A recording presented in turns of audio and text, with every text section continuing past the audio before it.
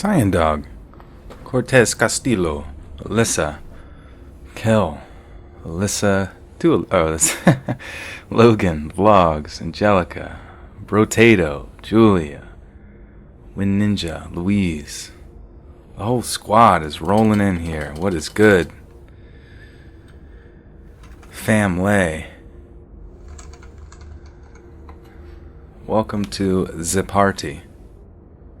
Alaskan Cat just dropped in to say hi. Can't be here for the stream this time, but I'll def watch later. Awesome, Alaskan Cat. You know where to see it. Check that playlist, unlisted streams. It'll be there waiting for you, along with a new video tonight, 7 o'clock Eastern Standard Time. I say that way too much probably, but it shall also be here, and that one's going to be good. It's some pretty awesome subscriber stories, so all of you guys might even hear your own story there. You might even hear your own story read today as well, which would be super duper. Venikins, welcome. Good to see you guys. Alex, thank you. I try to make the voice sound as majestic as possible. How many drinks do you drink to be drankened? Me, I don't know. I haven't been drankened in a while. I should do vlogs. My vlogs would be very unexciting, I can tell you that. They would consist of sitting in front of this computer and laying in bed. That's pretty much it. I am feeling better.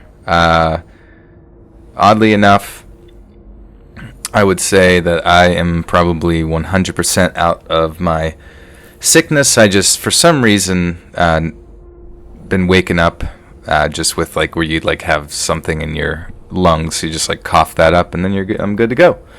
Get all the mucus out, and I'm good to go. So I feel like getting unsick is slowly taking longer and longer as time goes on. And that's kind of weird and annoying, and not something trying to get as much water as possible. I am loaded up on fluids right here next to me. Lizzie's here. Thank you, Lizzie, for joining and for moderating. Appreciate that. Lizzie will be out. And Cashy's here. Cashy's in the building. Here to destroy worlds.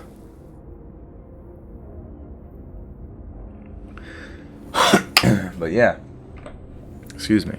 Potatoes. Welcome. How old is Let's Read? Let's Read is 28 years old. He is a ancient beast.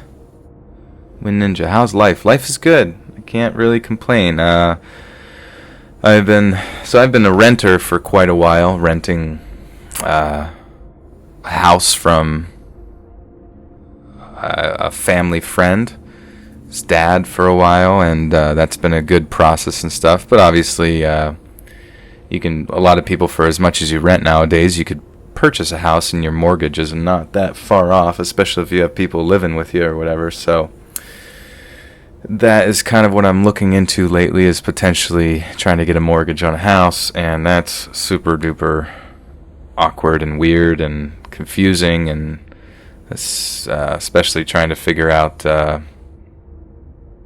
exactly where, or that whether or not you're going to have to do renovations and that kind of thing. I'm sure a lot of people maybe in the stream have had experiences with like doing renovations on their own home or helping people with that kind of thing, and that's something that's kind of over my head right now. I might speak smoothly, but I certainly am not that great with a hammer. Venikins with the $5, thank you. True Paranormal, please. Buttersocks Go. Yes. Can start an animated show for Buttersocks Go. Paranorman. Has anybody seen Paranorman?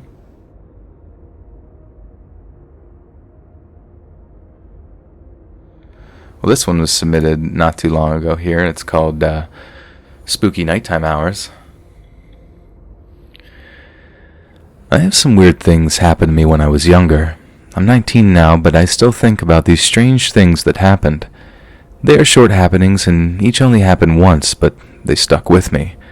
I think I was around 10 or 11 when this first one happened. I had woken up one night out of a dead sleep with the feeling that someone or something was watching me.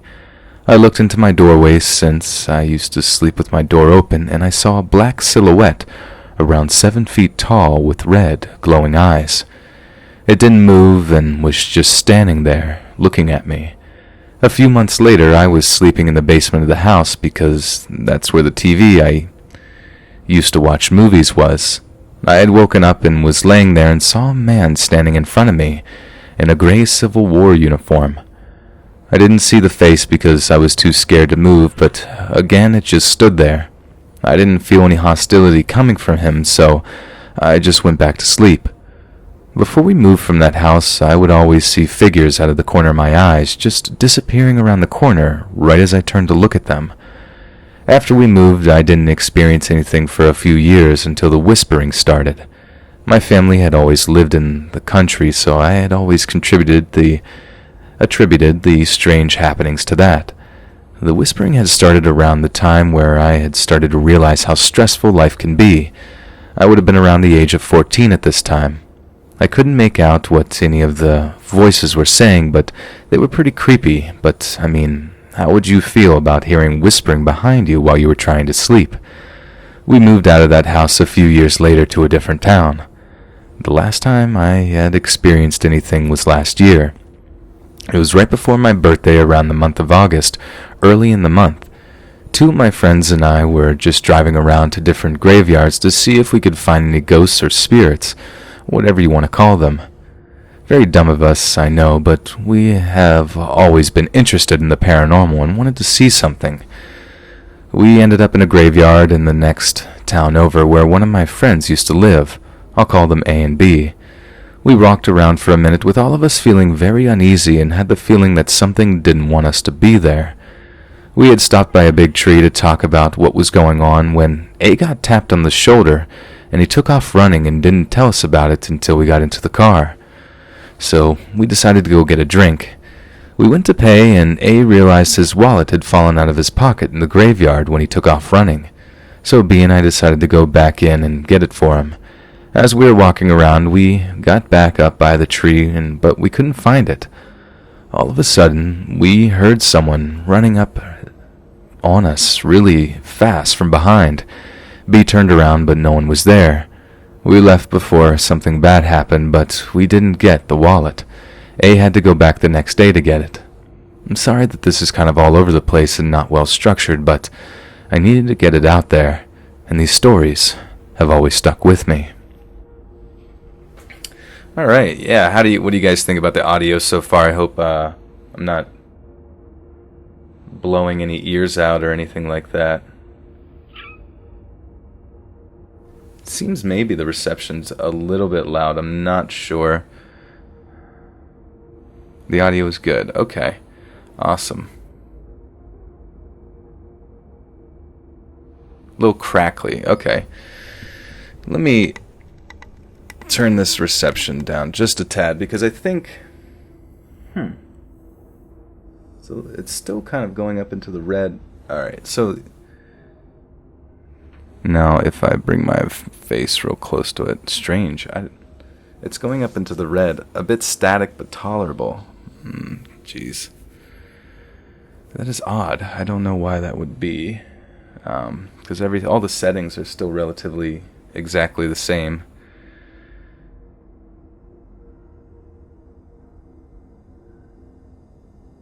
Bringing it, okay, if I bring it closer. Alright, I want to get to Summercat donated a big 25 here. Thank you, Summercat. Happy Friday. I might fall asleep soon, so here's the usual donation, narrator's choice when you want to read. Thank you, Summercat. I appreciate that. Thank you, Venikins, for your request to get things popping off here.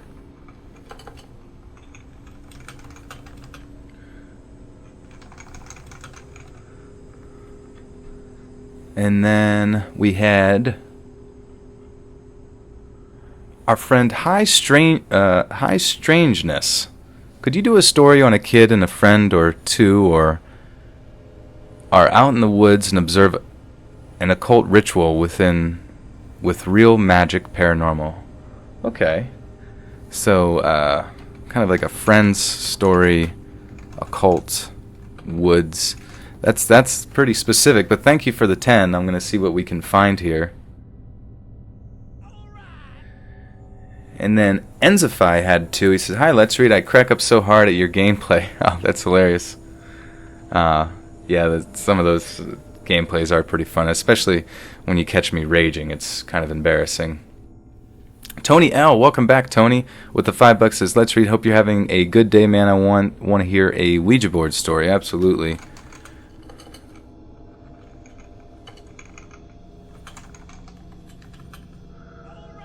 PhD McStuffer with $2 says, "How was your day?" Day's good so far. Just chilling, just kicking off the stream. New video out at 7, so you guys got me here for a good 2.5 hours at least to just chill and read some stories with you. I am mildly concerned with just, I know that's like, this is like obsessive, but it's so weird. Normal. Let me just bring this forward here so I can see. Wait 1 second. Just with this audio, I don't know why it is peaking a little bit as I read, and it just jumps up really high. That is odd. What if I bring it down even more? I would hate to down to here, maybe. Does that still jump into the red a little bit? I don't. Yeah, my God, what is going on?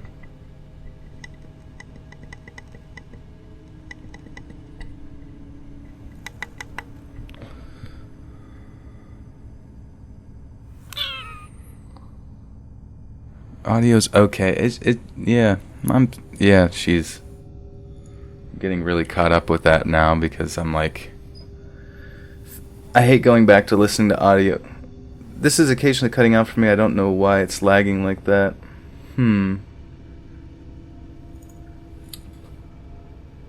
What are my settings? 3000 bitrate. I get that should be pretty good. Is it the audio that's cutting out?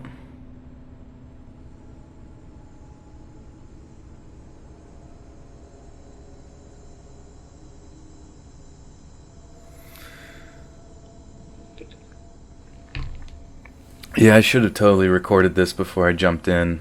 I have no idea. And it's just weird because none of the issues had. Now, what if whenever I'm real close to the mic, does it still like peak for you guys, or does it like jump up or sound like it's crackling or anything like that?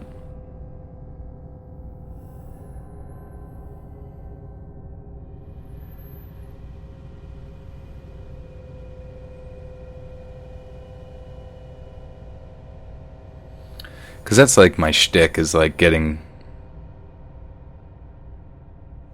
like real close to the mic and stuff, you know.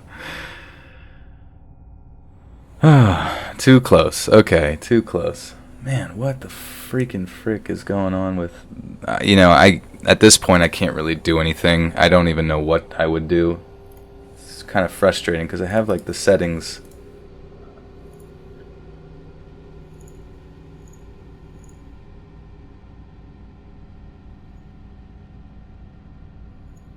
Is it still peaking? Blowing everyone's ears out? Killing their face? God. I don't know why this is giving me like trouble. Big trouble, little Let's Read. Little Let's Read's little brain. Alright. We're just gonna roll with it, guys. I am sorry. I totally wish I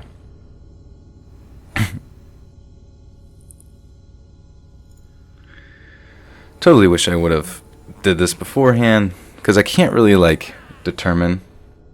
I guess I can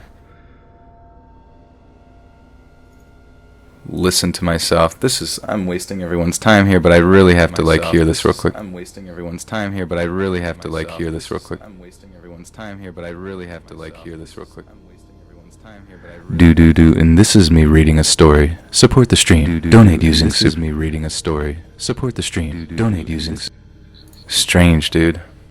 Sorry. Yeah, the echo is because I was listening to it to see what it sounded like, and it does sound really bad, and I am not... God damn it. Alright, well, I'm going to pull my voice back a little bit. Hopefully that doesn't cause there to be... I hope that doesn't cause... This is so weird. I've literally made no changes to the stream. What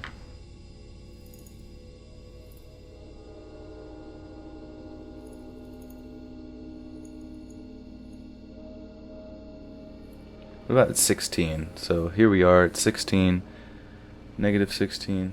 This is not the time to do this. Negative 19. We're trying to... If it's still doing this... Man, dude, that is weird. I'm just going to bring it down. I have no idea what...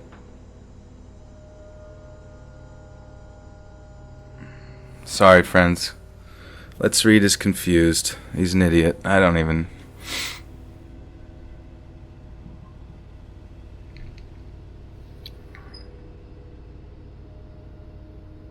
Is my name Peter? My name is actually Joel. Alright,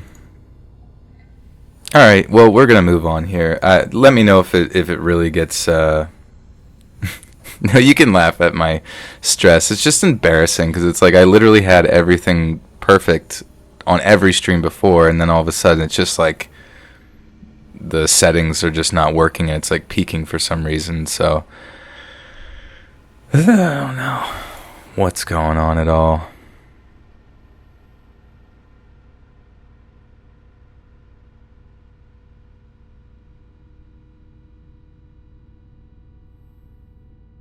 Okay.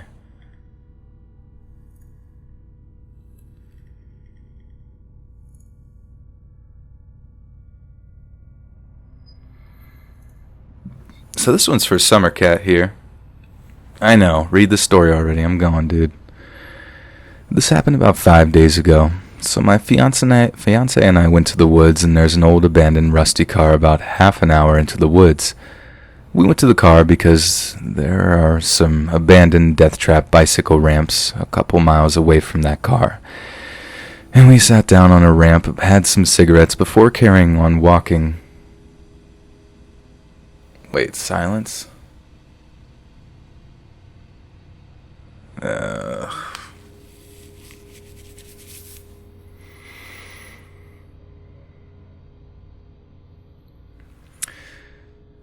Is it silent? It's fine. Okay, Jesus Christ, sorry. Abandoned death trap bicycle ramps a couple of minutes away from that car, and we sat down on a ramp, had some cigarettes before carrying on walking.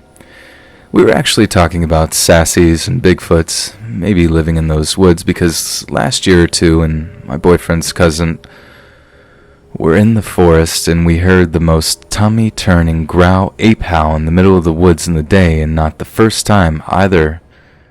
Anyway, that's a different story. So I'm going to call my boyfriend E. So E and I carried on walking. We never planned to go which way to go, really, because I just follow my instincts and go whichever way that I feel I should. And E obviously follows, so we came out the woody rampy bit and onto one of the main paths. I called my mom asking if she wanted some rocks to paint, and we started collecting some in a plastic bag for her. I was carrying and then kept on walking the random ways of instinct. We eventually got a couple of hills, and E was saying about some cyclists, how he feels sorry for them having to go up the hills, and then he said he feels sorry for us while dreading walking up those hills as well. And so I just turned right and walked off the path into the bushes, and not even 2 feet into the bushes there was a random dog ball.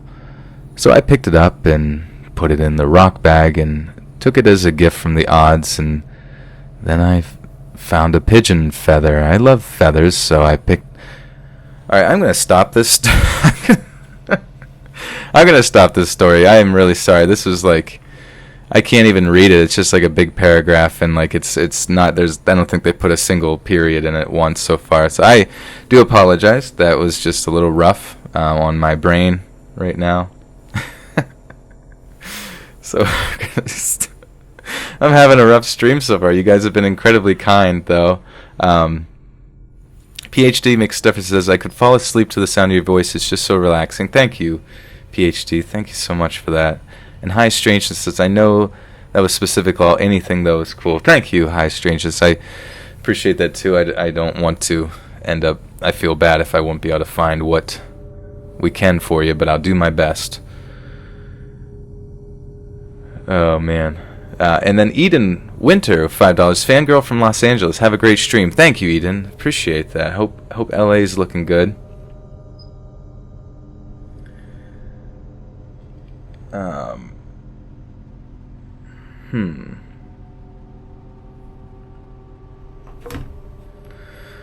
Okay, we're gonna try this one real quick, guys. I work in the carts department at a theme park. What I do is sell churros, popcorn, ice cream, typical theme park snacks. Tonight I work from 4 p.m. to 12 p.m. Late, I know. I'm here late because I'm working a larger cart by myself and it takes a little longer than others for me to deep clean. I got done about an hour and a half before my shift ended and I decided on a little break. I start walking over to the area where employees can take their breaks and I see a man walking around. He was a taller Asian man wearing a black t-shirt and khaki pants.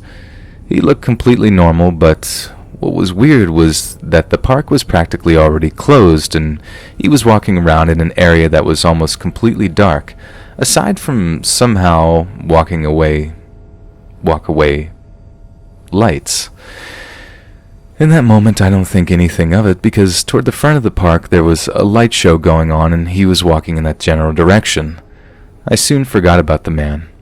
I come back from my break and I'm walking back to my cart and I see the guy again, but walking back to the darker area of the park. I should have told the man the direction of the exit because the park was now officially closed. He didn't look like he was doing anything bad, just walking around. Maybe he forgot or lost something and he was retracing his steps to find it. I don't know. Later that night, about 30 minutes before my shift ends, I'm helping one of the leads scrub the ground in front of my cart. I go back and forth from the sink, bringing hot soapy water, then throwing it on the ground while Lisa, my lead for the day, scrubbed. Side note, the chain of authority from bottom to top is ambassador, me, lead, assistant supervisor, supervisor, department chair, and corporate. My last trip to the sink, I saw the man walking past again. This time he was walking around like he's lost.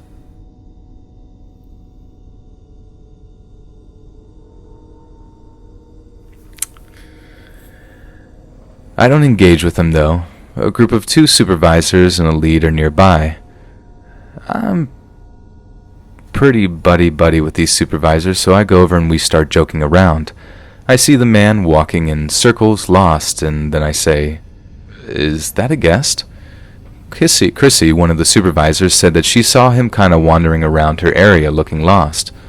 "What is he doing?" Chrissy asks, the man beginning to look a lot more suspicious. "Why is he all by himself? Did he lose his family or did he come here by himself?" Sam, the other supervisor, says. Me and Kayla, the leads, start to crack up. We then see him go over next to Lisa and ask her something. Lisa points in the direction of the exit, and he kind of goes in that direction. Lisa comes over to chat with us. "What did he ask you?" Kayla asked, half laughing. "He asked me where the exit is, so I pointed to the exit," Lisa responded. The guy was not to the direction of the exit. He wondered a few minutes more while we laughed about it so late, and there's a guest walking around all alone in the park, very lost. After we had decided that the man had wandered around a little too long, Kayla radioed for security to come over and escort him out. The security guy on the radio said, "Don't tell me it's an Asian guy in a black shirt." We all chuckled, and Kayla radioed back 10-4, which means yes. There was silence for a little while, and about 20 seconds later, Yeah, he's been lost for about 4 hours now. We all begin laughing. He spoke again. I'll send someone over. 3 minutes later, 2 security guys came over and we pointed in the direction of the man walking around in circles. The man walked from behind the building in security and yelled, "Hey!" flashed their lights on him. The man started running and security after him. They caught him kind of around the corner. Chrissy had some paperwork to pick up in that direction and I had to clock out soon, so we all walked in the direction where they had caught him. We picked up the paperwork and kind of stuck around to listen to the conversation of the man and security. "Sir, you do realize what time it is," the security guy said loudly. The man was talking in a really low, quiet voice, so when he answered, we couldn't understand what he was saying. Security went on to ask him typical interrogation questions, his age, his name, and what the heck he was doing snooping around a theme park almost at midnight. We poked around behind the cart for a little while longer, to what was happening. Unfortunately, we didn't get much info, though. And I need to clock out before midnight, so Kayla and Chrissy walked over to where we clock out. We just laughed about our odd night on our way there. It's now a few days later. I waited to submit this so I could complete the story. Chrissy used her status to get info on the weird lost man at the theme park that night. He was in his late 20s, and the reason why we couldn't understand him was because he was drunk and super high. We do serve alcohol at some carts. That's how he must have gotten drunk. But he must have hid the drugs somewhere good, because we do have drug dogs that are at the front of the park. This isn't the first time someone brought in something not theme park friendly here. Good job, security. Needless to say, he did go to jail that night. Cecilia Cassis with the $5. Thank you, Cecilia. Appreciate that. I appreciate the support. That's really nice of you.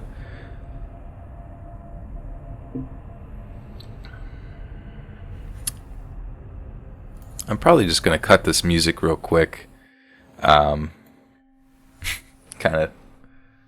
Hopefully it doesn't ruin it there, but I might just plug the run the stream on my phone just so I can hear if it the audio quality and stuff like that.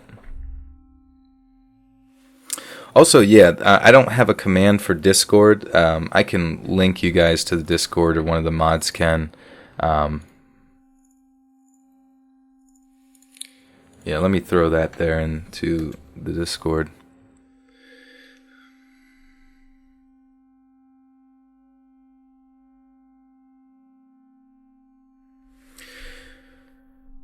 Joke stories. I could do joke stories. I don't even know where you would find joke stories. I haven't had any submitted back whenever what's his name was featured on the channel quite a bit. C Mustard. He had some hilarious stories that he wrote, which were awesome.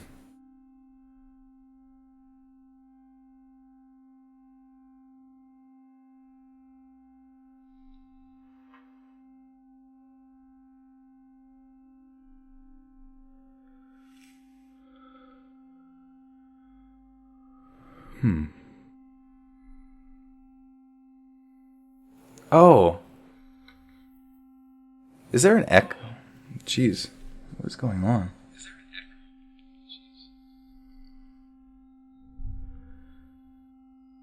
Is there like a weird ghost type sound to my voice?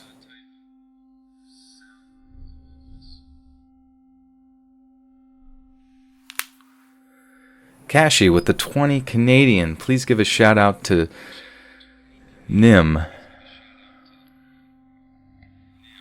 This is a shout out to Nim. You're amazing.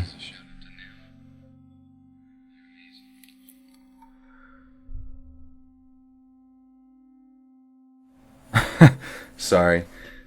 Oh man.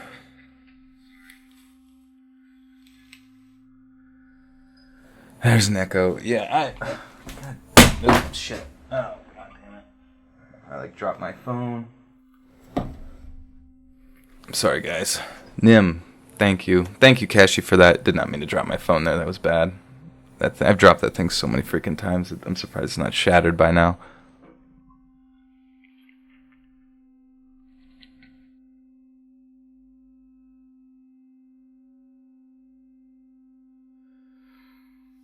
Um, I'm wondering. Sorry, guys. There's like a weird hum. I don't even know. The echo is gone. Yeah. So the echo was just coming from my phone. I was trying to listen to the stream and just hear what it sounded like, and then it sounded like there was. Let me just reset this real quick here.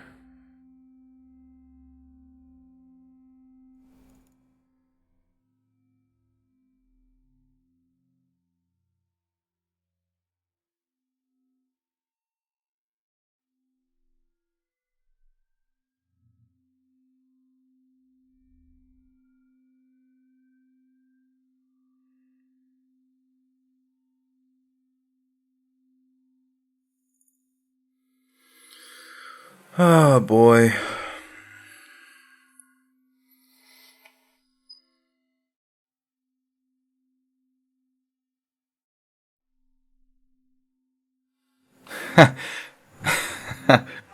Venigan says, "Stop throwing things." No, yeah, I'm sorry. That's just, like, because I went to set my headphones down, and it just ripped my freaking phone off the side of the.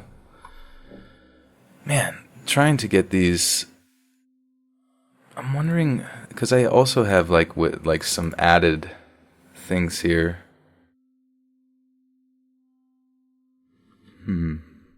Ratio 6.0. I should have done this all beforehand, guys. I'm kind of throwing right now. I'm having a really off day. This is just like because I like for some reason it like if I look at my audio input, it's like jacked up to red, which means that it's on your end. You guys are hearing, you guys are hearing, peaked audio, and I have no idea why it's doing that, and I can't really test it because I don't even know what I'm like testing necessarily.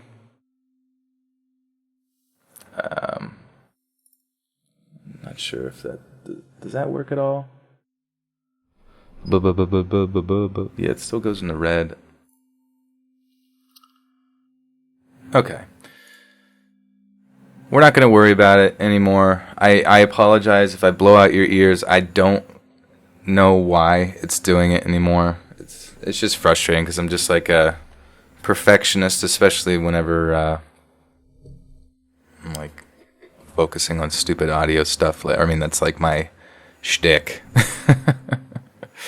My worst nightmare. This is what I've been dreaming about. I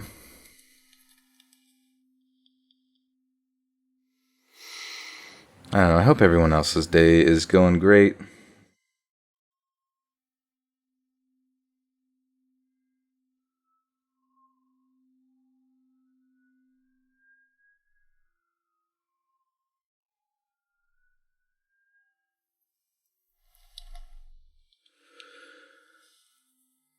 Peachable says, or Peach Table 966 says, with $5, thank you for that. Would you ever do a face reveal? Curious what you look like. I don't know. I don't know if I'll ever do a face reveal. That's a common question. And I am not sure about that one.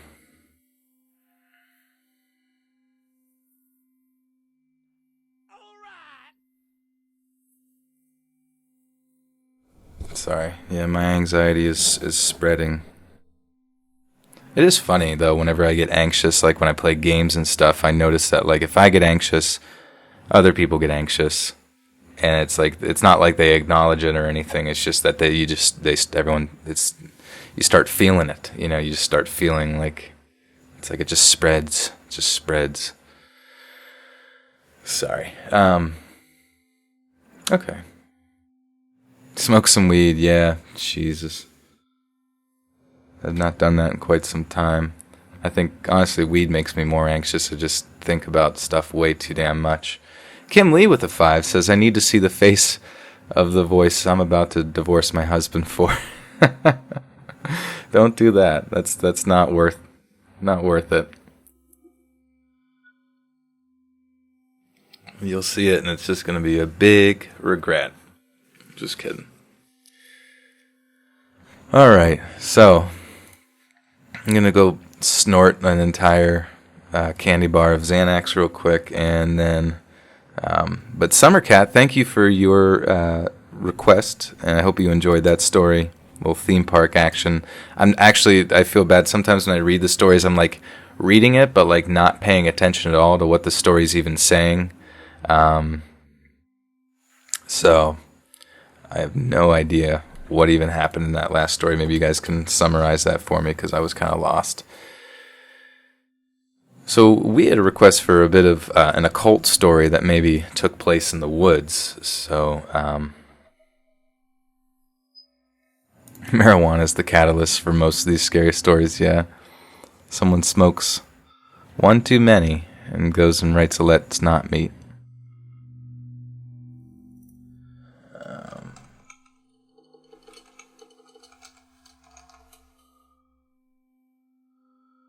Let's see here.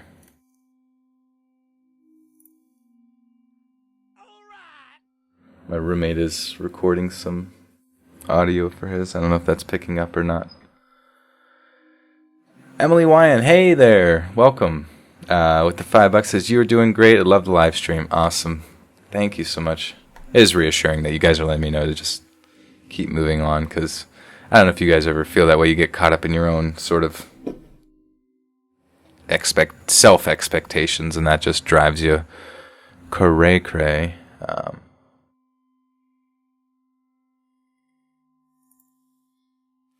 And then Cincy Red with the $4 says, love from Cincy, will you read a true ghost story? I can do that.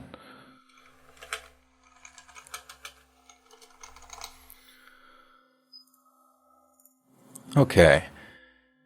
So this one actually isn't too, I guess, occult related, but I guess it took place in a forest, so hopefully that's fits into the same category.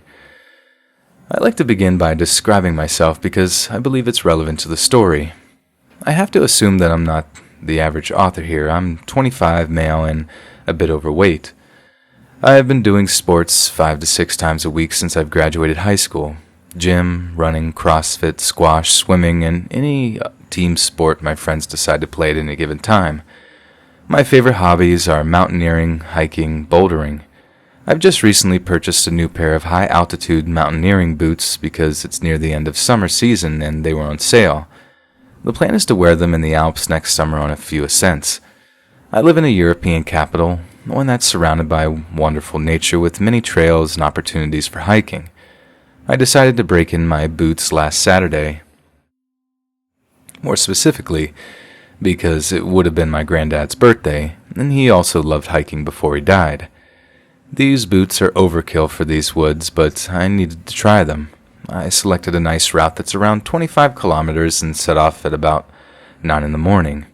It rained just the day before, so I expected a fair amount of mud and not so many people, as they are easily scared off by the weather.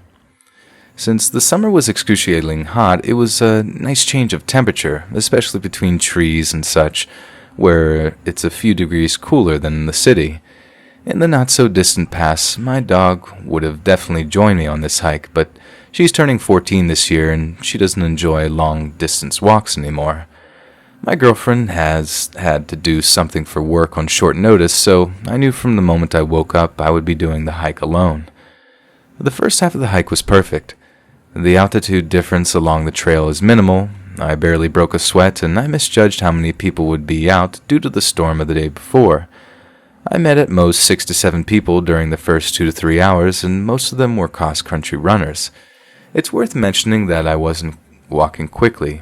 I stopped on many occasions to take pictures or study some animal tracks. There are deer and wild boar in those woods, nothing more menacing, no animals anyway, but I won't get ahead of myself. Between 12 and 1, the path ran into an actual road, one where cars can go. This road is asphalt, but deep in the woods and can only be used to reach certain landmarks that are also in the forest, so cars seldom go there. My trail required me to take this road for a few hundred meters.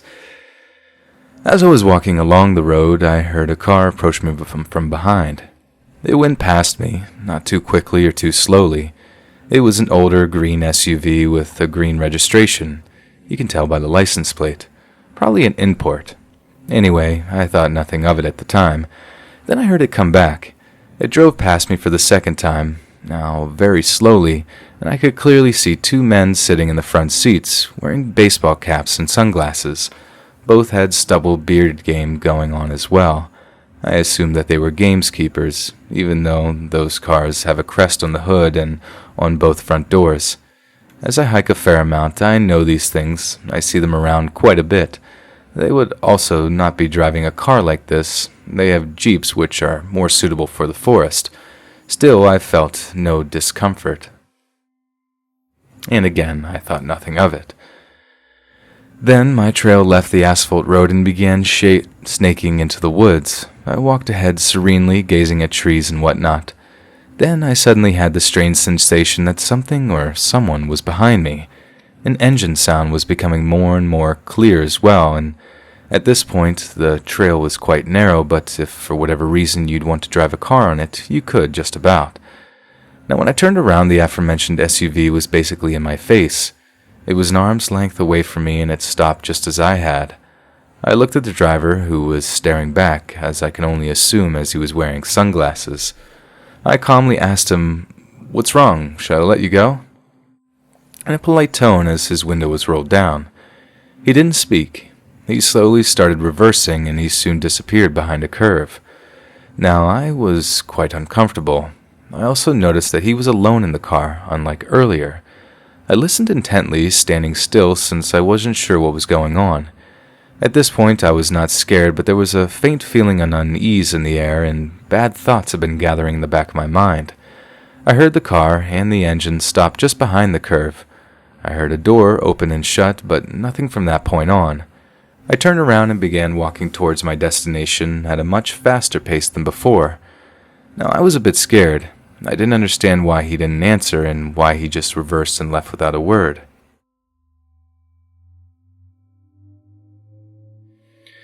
I wasn't sure what to make of it, and I had no desire to ask him again, or see him again for that matter. I had just walked enough for these unpleasant thoughts to slowly be erased from my mind. As I had been drinking a lot of water, as I usually do, I decided to take a piss. I saw a perfect spot in a very narrow path on my trail that led quite clearly to a little hunting tower. I don't know what they're called in English. Wooden structures, couple meters tall. Very simple, where hunters can sit and wait for their prey.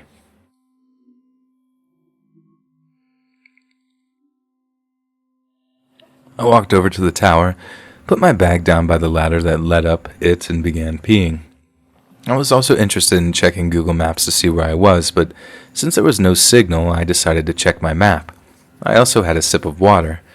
I had been camping there for a good few minutes before I headed back to the trail, where I deviated to take a leak. Right before I arrived back to the main road trail, I thought to myself how extremely quiet it was. No wind, no noise of any kind. Absolutely nothing. This made me realize just a moment later how alone I was, except for the man who was standing maybe 50 meters away from me on the trail, in the direction where I was headed. I only saw this as soon as I stepped back on that trail, since the small one to the tower was well hidden by trees, and you couldn't see the main trail, as it was running perpendicularly to the small one.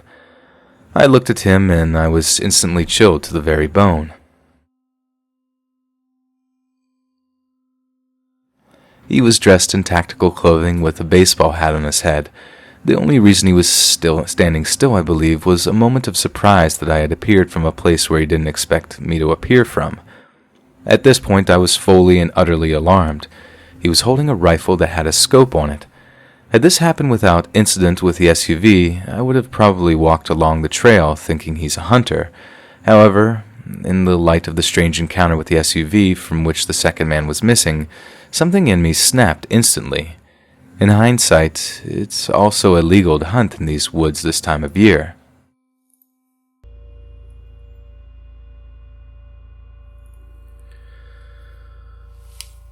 I figured, in the matter of 2 seconds, that I was going to sprint through the woods until exhausted,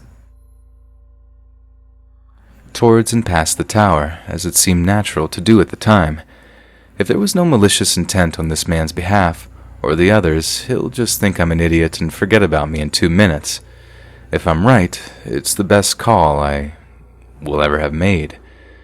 And for fuck's sake, he began running towards me. Adrenaline blossoming within me, I began sprinting away. I sprinted past the tower and deep into the bushes, not sparing my legs as I was wearing shorts and a thermal jumper. I crashed through branches, small trees, and slipped on several occasions. I really did sprint until I was exhausted. It must have been several kilometers.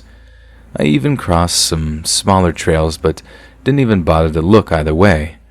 My pulse was a billion the whole time. I began checking my phone for a signal, but nothing.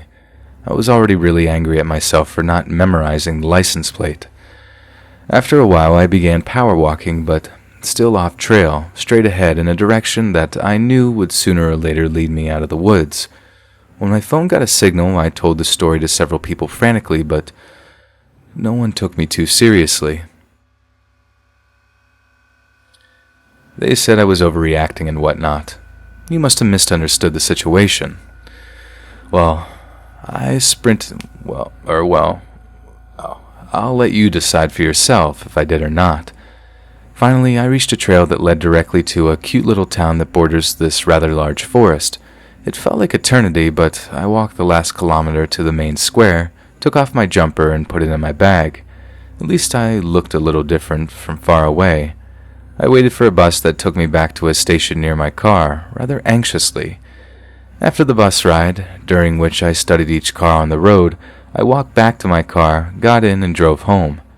My dog welcomed me like I was coming back from a 2-year deployment. Dogs are just amazing. She must have felt that something shook me up. I spent the afternoon contemplating my life in the bathtub. The boots destroyed my feet, but they weren't meant to be sprinted in for long periods of time. I called the forest gamekeeper's office. I inquired about whether they have such cars in service as the one I came across. They do not. Their gamekeeper also don't typically work in pairs. Like 99.9% of the time they are alone. I told them my story and they took me a lot more seriously than my friends, but they assured me that the police wouldn't. No one could have been legally hunting in that area during the summer either. I've been reading local news, but nothing extraordinary has been reported yet. I really hope nothing will be reported either.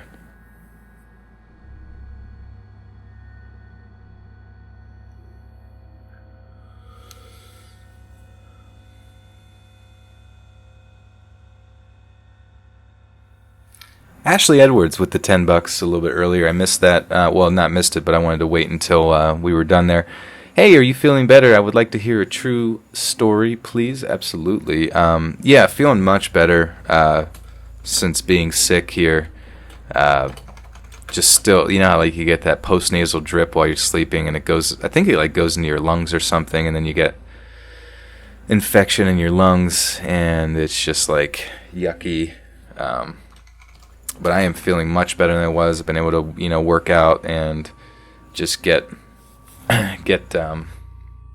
back into living order, if that makes any sense. Venikins with the 5 says, true Halloween story, please. I don't care if it's still August, lol. Also, when's the next game stream? You love those. I'm not really sure as far as the next game stream goes. I didn't really feel like I was particularly good at it. I didn't really feel like people, necessarily came to the or really. I mean, I definitely had some people, but it was like close to 50 each time. So like compared to here, where it's we're around 200, and sometimes it gets upwards of 300 or so. I just kind of felt like people subscribe for the narrations, and I figured it's probably smart to just try to do some, but I would like to do some gaming stuff here again soon at some point. I have a dig bic. You read that wrong, mate. So you're doing good, fam. Sounding gorgeous as always. Thank you. Are you waiting for Cyberpunk 2077? There is a gameplay demo out already, I think, and when there will be a gaming stream. Oh, yeah. Yeah, that would be. I would love to stream. Maybe I'll stream Cyberpunk 2077. There's a lot of good games coming out. Red Dead. It'd be kind of fun to stream like some single player games with you guys because that would be more, I think, relaxing overall. But yeah, the 2077 did look really good. It's like MMO first person shooter, but it's like taking place in this huge town, whereas Fallout, or not MMO, it's not an MMO, but it's just an RPG, and it does, I mean, the combat looks solid, a lot of cool things. I can't say I was like absolutely blown away by the game. I was kind of blown away, I guess, to a certain extent by like aspects of its scope, its like general scope and things like that. But I'm pretty stoked for Red Dead. I just always like the combat and in the Grand Theft Auto Red Dead games. And Spider-Man comes out here in like a week. The new Spider-Man for the PS4. So that should be sick. Matt asks how often we'll be uploading the podcast. So now that I got the podcast going, I hope to upload. I'll actually probably upload to it tomorrow. So another 2 to 3 hour video should be, or not video, but audio should be coming out for that. But as you know, it's previous videos, audio and stuff. But basically, it's just to kind of give people who are on the out on the fly and stuff like that something to listen to. So that will be tomorrow, though, at the latest. Cincy Red with the $2. Thank you, Cincy. When will you post your next ASMR video? And hopefully soon. I wasn't really sure, what to do for that. I'm kind of sporadic with it. It's like an inspirational thing where it comes to your mind and then you just kind of do it. But I will have to kind of look into if you guys have any ideas for, ASMR triggers or whatever. I don't know a lot about the ASMR community per se, other than like really base stuff. So if there's anything that you guys think that you would enjoy me, trying on the channel on that, that would be pretty neat.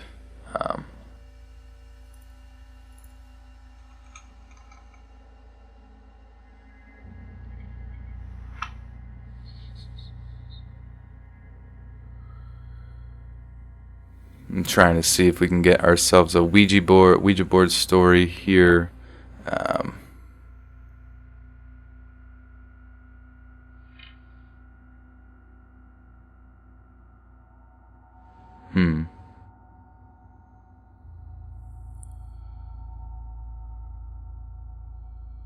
This one's kind of posed in the form of a question, but I don't know if that per se would be good.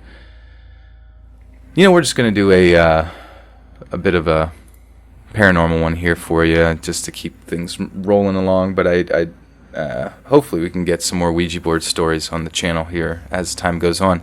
And as you guys know, if you guys want to submit any stories, you can submit them to letsreadsubmissions@gmail.com, or preferably send over to the subreddit, our Let's Read Official, which all those links are down below. So. Years ago, I worked with another manager at my job. I'll call her Mary.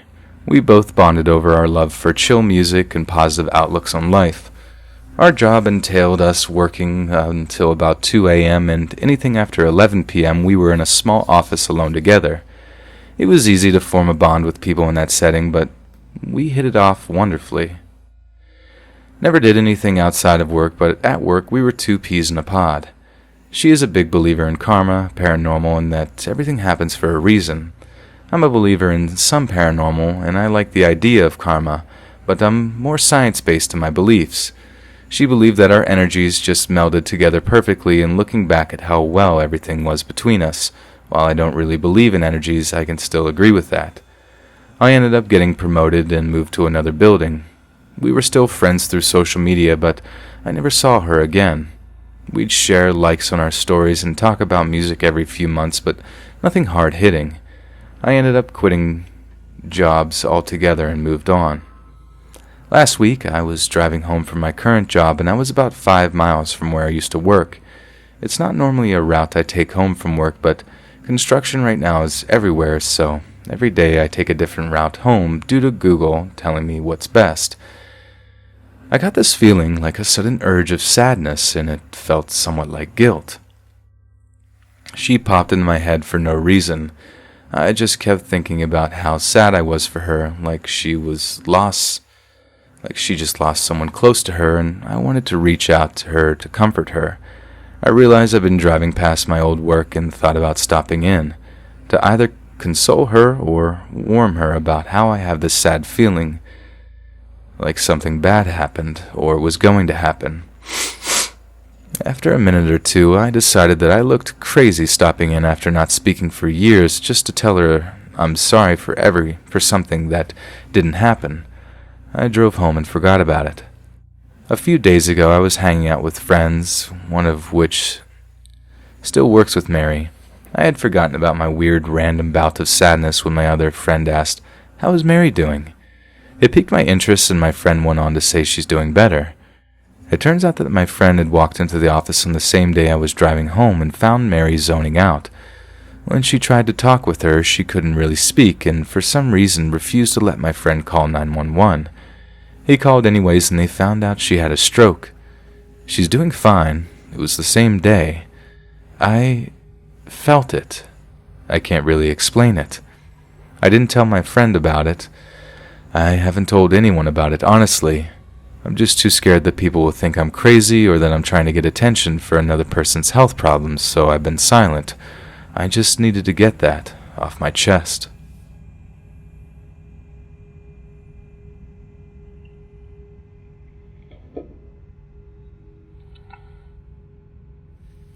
Have you guys ever had any experiences like that before? Thank you, Tony, for your donation. Hopefully that was a solid paranormal story for you. I know it wasn't super Ouija related, but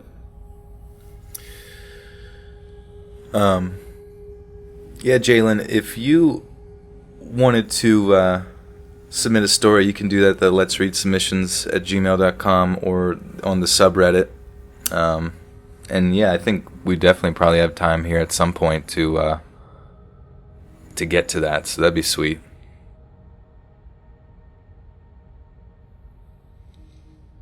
Hey, welcome to the stream. It's good to see people who are not common to the streams thus far. I guess I haven't had like a lot of streams overall in the grand scheme of things, but I'm glad you guys can make it. So Cincy has requested a ghost story. Thank you, Cincy, for your donation, and we will keep rolling with the paranormal stuff here.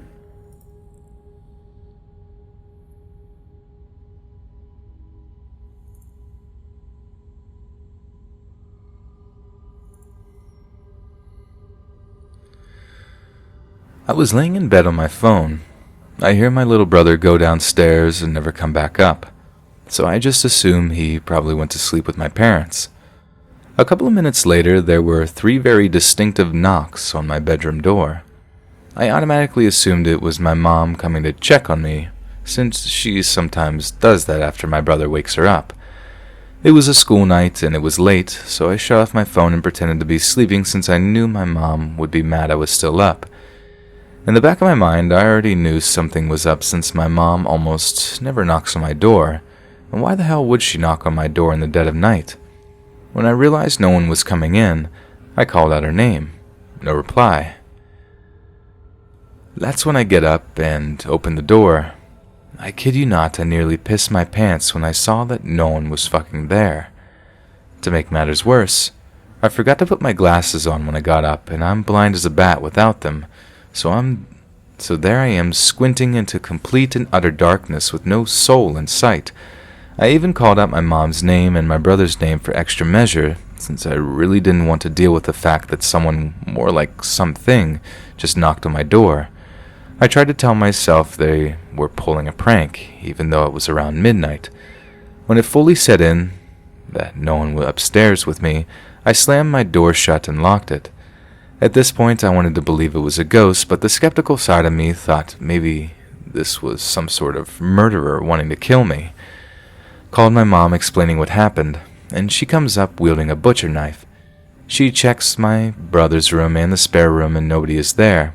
She tells me to sleep downstairs if I'm freaked out, but I'm fine now, and I know it's not a real person posing a threat. To be honest, the supernatural and all that doesn't scare me as much as a real person does. Ghosts can spook you, but they can't kill you. So I slept fine that night, believing it was a ghost that knocked on my door and not a serial killer. Fast forward to what happened a couple of days ago. It's early in the morning and I'm getting ready for school. My brother had just left for the bus and I was now home alone. I was in the middle of putting together my outfit and needed a shirt from the basement. You can probably see where this is going. As I'm making my way down the steps, I hear 3 fucking knocks. As soon as I heard it, I knew it was coming from the bottom of the stairs in the basement and thought, oh, hell to the motherfucking no. Not wanting to scare myself so quick, I told myself that it was my brother knocking on the front door because he forgot something. So as I was making my way up those stairs, I was praying to myself that I would see my brother through the window of the door. I didn't. So I slammed the basement door shut, grabbed a chair from the kitchen, and propped it under the handle. Ran upstairs to my room, locked my door, and called my mom. Like before, I was scared it was some killer trying to mess with me, knocking right before he killed me. I put my mom on speakerphone and went into the basement to get my damn shirt because no killer or demon is going to prevent me from having a cute outfit. Ran back upstairs and put the chair back in its place, and let me tell you, that was probably the quickest I've ever gotten ready for school. One of the points of writing this was to ask, why 3 knocks? Is a ghost trying to mess with me here? I feel like both of those times, if it is a ghost, I was completely separated from my family and alone when it happened. Was this perhaps on purpose?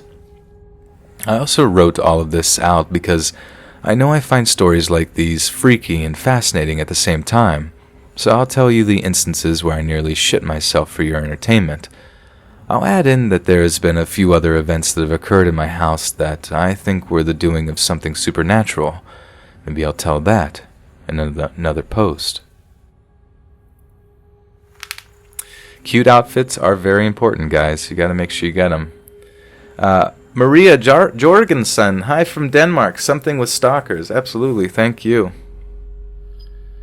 There's a guy on Ice Poseidon stream. His name's Bjorn, and he literally says this. He'll just go up to a stranger, say the stupidest shit ever. That's like pretty offensive, and then just be like, "Oh, sorry, I'm from Denmark," like as if it's just like an excuse, which is pretty funny.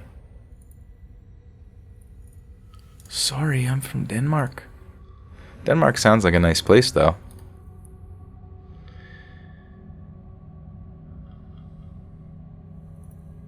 Actually, we probably will be doing some stalker-specific story videos coming up here soon, so I can give you guys a taste of those stories if that's something that you are down with. Down with that. Down with that.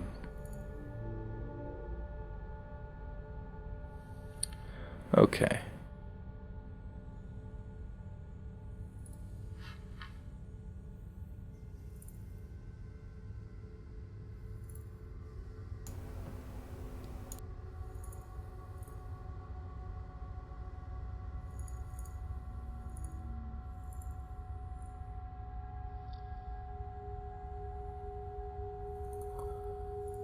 This one's a scary ex-stalker.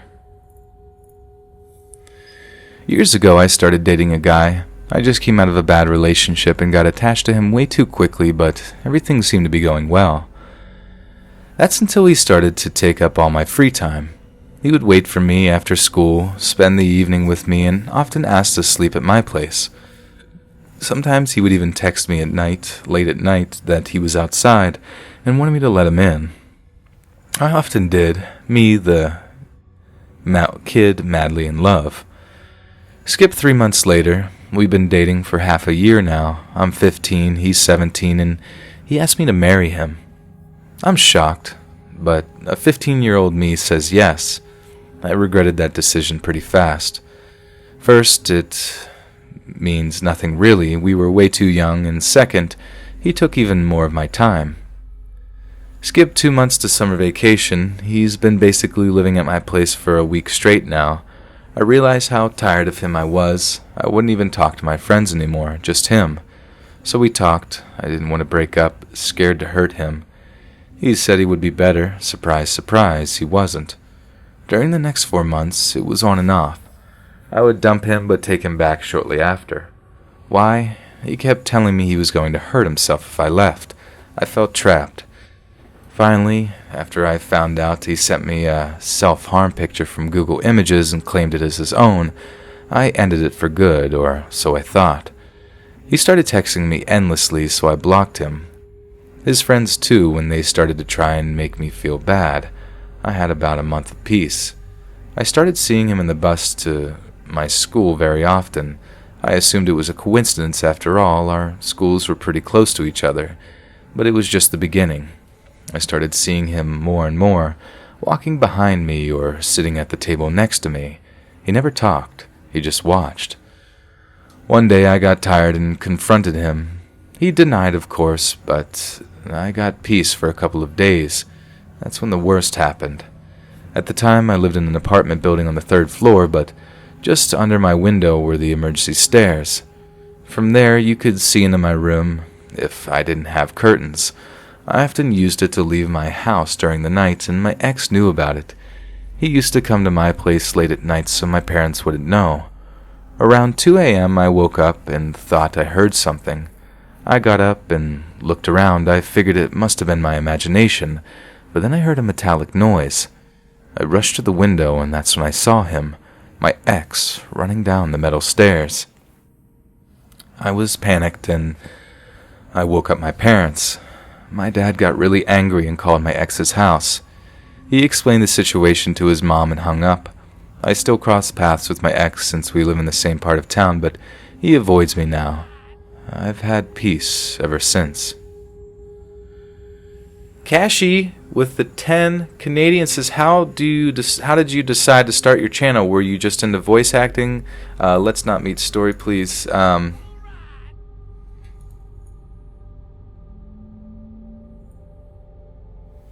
Oh yeah, shoot. I read that stalker story and just kind of like skipped over everybody else. Sorry about that. Thank you, Kashi, for the 10. Appreciate that. So when I started my channel, my roommate, he was doing comedy videos and things like that. And him and my other roommate, they would work on comedy stuff. And, I really wanted something kind of like as a creative outlet while I was doing nursing. And I had some experiences with microphones, specifically this microphone. And I just thought like, oh, what's something you don't really see a lot of on YouTube? And I thought, oh, maybe I could read some stories or something like that. And so it initially... They kind of walked me through the process of starting a YouTube channel and using editing software, using Sony Vegas and Photoshop for thumbnails and all that kind of stuff. And it sort of evolved from me reading like Wikipedia pages to stumbling across like the creepypasta community and seeing how big that was. And I thought, oh, I could give this a try. It's like, I can do all of this, And then... then True Scary Stories started taking off, and it took me a while to kind of jump on that train, but kind of finally did, and that's kind of become my little niche here on YouTube with reading people's stories and stuff, and I really like that just because it's sort of an endless stream of content and stuff, and so that's been awesome. But thank you so much for the 10, and yeah, we'll get you a nice story here, Kashi. Jalen with the $20. Hey, can you read a story I posted to the Reddit? I posted it a day ago. It's about 1,012 words. The post is about my night shift the other night, posted by Shiny Magikarp 3. Thanks, I love it. Absolutely, Jalen. You got it. Let me get that written down here. Shiny Magikarp. That's a good name. Do you guys play a lot of Pokemon Go? I know some of my friends freaking love Pokemon Go. Can you see my shoulder? That's funny. Losing every day says, am I the only one having issues with the audio? Losing, what kind of issues are you having with the audio, my friend? While we do that, Ashley had requested a true story.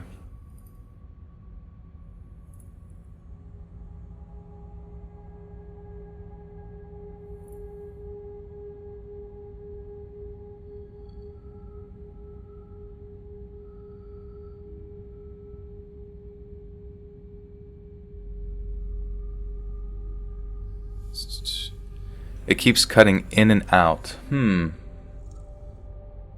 That's odd. Like as if is it the YouTube itself that's like cutting in and out, or okay. I wonder if it's the buffering on YouTube's end. Maybe if you turn that down to a lower quality, it might be able to like buffer all that for you. Because if it's the actual YouTube video, that might be the internet connection side. And I have it set to 3000 bit rate, which is pretty dang low for people to handle and that kind of thing. So yeah, we'll hopefully get that figured out there. Sorry. You're gonna get Let's Read in an endless audio figure it out loop. That's how you defeat me if I'm like a robot that's not letting you back in the ship or something. You have to just, instead of asking me an impossible equation or something that has infinite answers and I explode,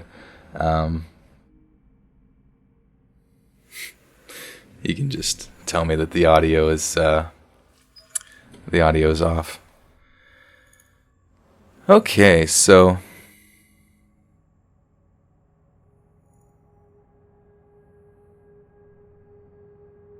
maybe we can read. We're gonna read a true story here.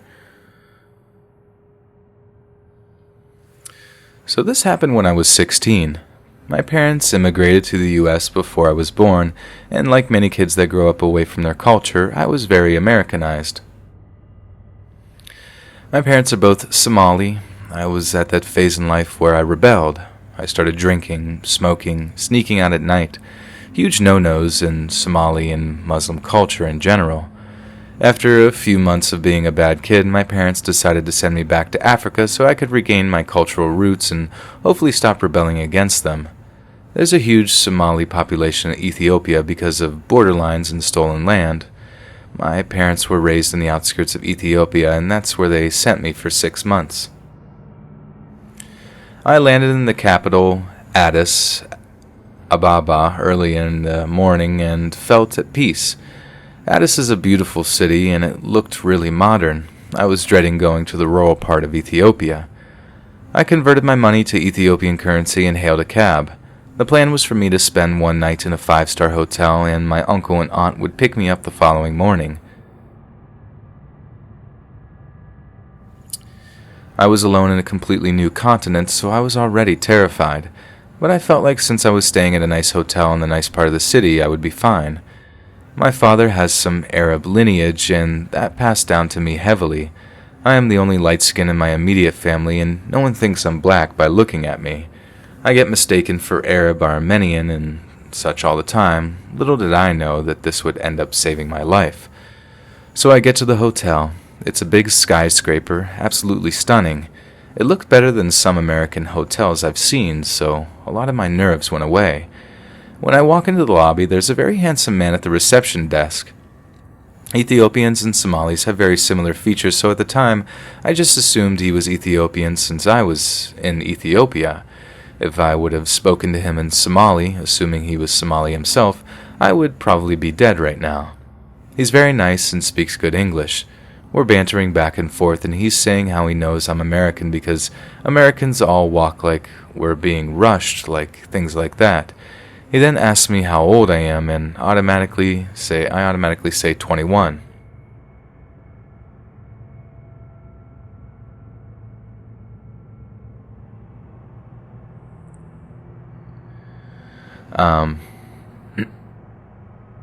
Sorry. I had a fake ID back home that I would use to buy liquor and such, so that was always my default age. After talking a bit more, he hands me my key and I go upstairs via the elevator. After settling in a bit, I get a sudden rush of thirst. It almost took over my body. I had noticed a vending machine in the lobby, so I decided to go down and buy myself something. The way the lobby was set up was that the reception desk faced the door. There was a huge lobby with a seating area and an open bar-style restaurant behind the desk. The vending machine was kind of tucked into a corner of the lobby. It was close to the desk, but only if the person at the reception desk turned completely around could they see who was at the vending machine. I take the stairs down and make my way to the vending machine. I see the man at the front desk get up and walk into this side room that was right next to the desk, which I'm guessing was their break area. The door he entered through, he had locked behind him, but there was another door to the break room on the opposite wall and end and was right next to the vending machine. As I'm contemplating on what drink I should get, many foreign options I wanted to try, a busboy from the restaurant walks past me and enters the break room through the door I am close to. I then hear a voice say in Somali, "Is that the Arab girl you were talking about?" My ears perk up and I start listening. The reception man replied saying, "Yes, she's so sexy and I can't wait to fuck her." I didn't even think the reception guy saw me when I had went downstairs to the vending machine. He would have had to have turned his whole body, and I didn't even notice he was staring at me as I was thinking about what to get. My mouth drops as soon as I hear that. The other man replies and goes, "These dumb Arab bitches think they're safe traveling alone. Give me your room key for tonight. If she screams, I'll slit her throat." As soon as he says that, he walks out of the break room and back into the restaurant. The reception man goes back to his desk and he calls out to me in English, "You need help with the machine? It is difficult to understand." I couldn't look at him. My hands were shaking. I shake my head no and buy an orange Fanta and run back to the stairs to my room. I grab my bags and take the elevator back downstairs. As I pass by the reception desk, the man starts shouting, "Ma'am," and asks me where I'm going. I turn back to him and say in Somali, "I'm Somali, and I understood everything you and that man said," and without giving him time to react, I run the fuck out of there. I'm crying at this point. I keep turning to see if the man is following me, but he's not. Luckily, the area was downtown, so I entered a restaurant that was Somali-owned about 5 blocks away, and I told the owner everything. Her and her husband were so sweet. She called the police, who didn't do anything, and let me call my uncle and aunt on her phone. The wife then let me sleep in their apartment on top of the restaurant. They were strangers as well, but she reminded me a lot of my mom, and she even knew my aunt and uncle and spoke to them on the phone as well, which is good. The next 6 months were heaven compared to that.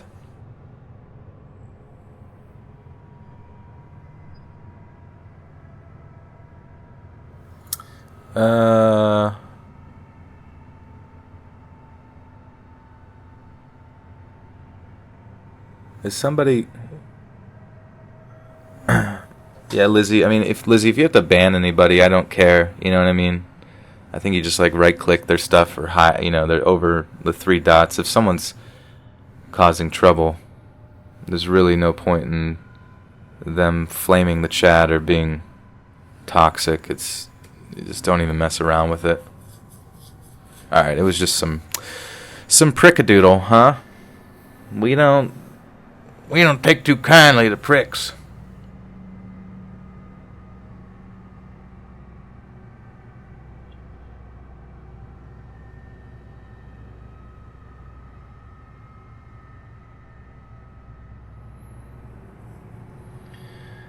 Somebody stopping in, saying hey, saying terrible things, and on their way. Yeah, it's not, you know what I mean? It's just more fun if everybody just stays positive. So if somebody is a big dingle dong, just slit their throat, off with their head, and Let's Read's community. Am I right? Am I right? Sorry. Alright, so that was a scary story, and that sounds like a place I never want to visit.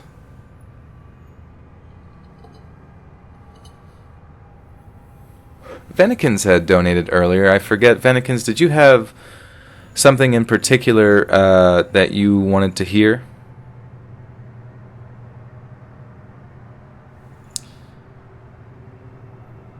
I guess I forgot to write down what was...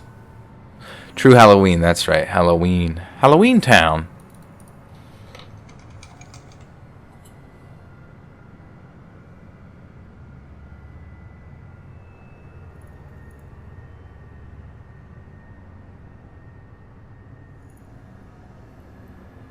Hmm.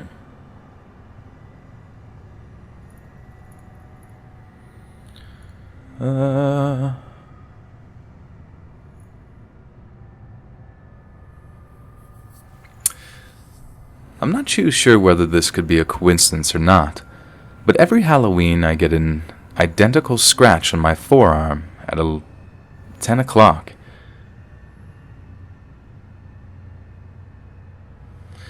It all started when I was 11 when my friends and I went to this scary wooden area called Iron Hill back in my old hometown. After following the train tracks down there for about 20 minutes, we'd finally reached the hill. We'd been there before in the daylight, but the first time for night was on this Halloween night. I had told my mother I was getting candy and then staying the night at my friend's house. Once up there, we'd go around with our little walkie-talkies and cheap cameras to see if we could catch a ghost or it. I was really into ghost adventures at the time, so I may have been a little snotty with what could have been there after seeing Zach Baggins taunt ghosts all night.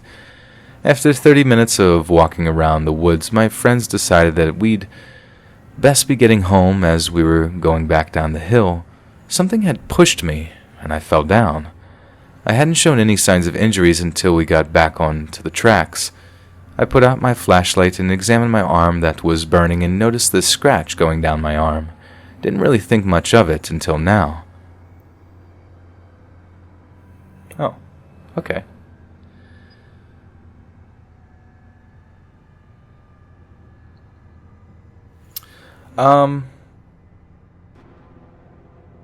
Got banned because he questioned my choice in moderators. Well, I mean, I don't really know if there's any reason to question it, you know what I mean? Like, I think Lizzie and Kashi and everybody that I've chosen, they're people in the community that I trust. I consider them my friends, and that I've, talked to them or interacted with them a period of time, that they kind of understand, absolutely understand the process and sort of the expectation of what, is expected in chat and stuff like that. So if someone's just going to sit there and cause a stir, it's not really fun to deal with, so. But the Bachelor MGTOW says, I wouldn't let a female be a mod. That doesn't surprise me. The MGTOW Bachelor is throwing out his MGTOW opinions.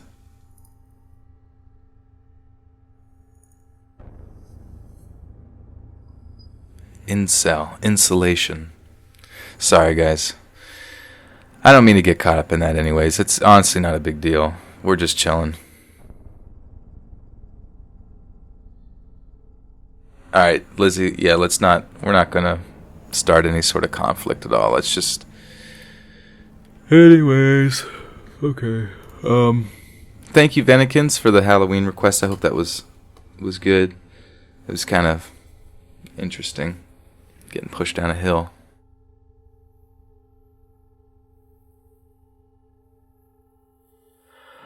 Kashi wanted to hear a true story.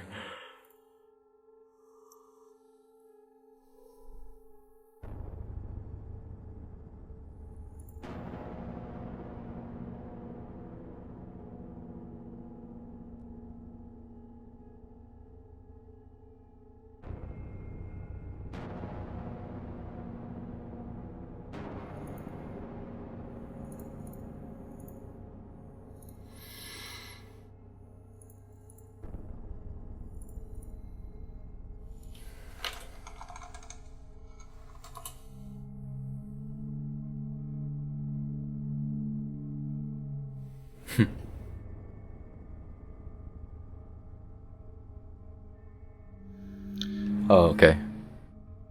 I got you, Kashi. I'm on it. My friend.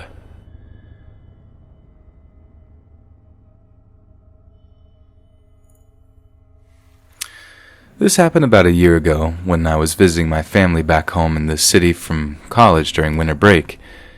My old high school friends decided to all get together at the bowling alley to catch up, but because I was the only one without a car, my best friend offered to pick me up from the nearest rail train station. That station also happens to double as a bus transfer station, so a variety of people, homeless, drunk, sober, pass through. I had just gotten off the train and it wasn't too dark out yet.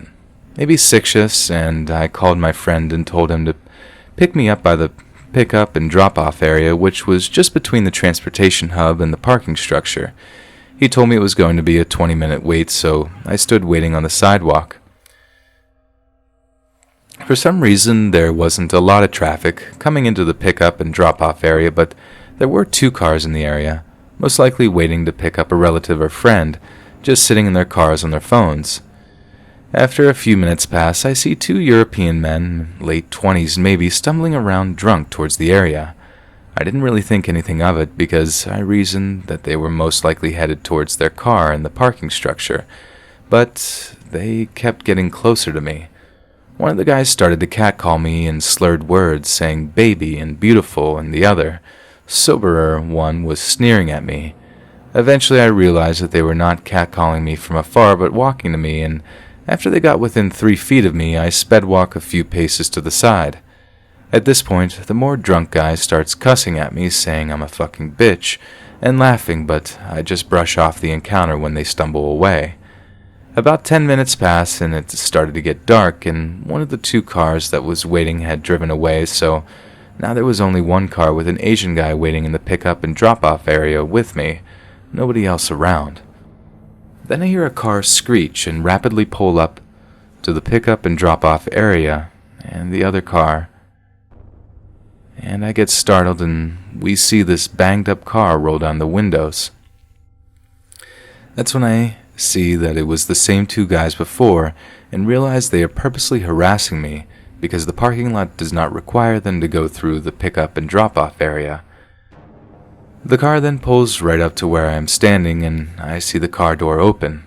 The one that was more drunk jumps out at me with both of his hands to grab, but I kind of dodge and he just narrowly misses touching me. At this point, I ran the 40 or so feet to where the Asian guy car was, and I'm sort of screaming because I generally am afraid I am going to be kidnapped. I guess the Asian guy had watched the whole thing because he looked just as freaked out as I was. I stood by his car as the drunk guy stumbled to the sidewalk and looked at us. The Asian guy turned on the headlights and then turned on his high beams. The drunk guy stares at us for a minute, disoriented by the light, mumbling in some European language, probably more cuss words, maybe like Turkish or Russian, and then eventually gets back to the car and drives away. I stayed by the Asian guy's car until my friend pulls up and I get into my friend's car and start crying. I tell my mom later that I think I almost got kidnapped, but she tells me that they're probably just drunk jerks trying to scare a little girl. But I don't think so. I think they were up to something more sinister. High Strangeness, again here with the $1. Thank you, High Strangeness. Appreciate the support. And Clarissa Gundy, welcome back, Clarissa, with the $10. Sending lots of love and support. Thank you, Clarissa. Appreciate that. You've chosen a great day to participate. Let's Read needs all the love he can get.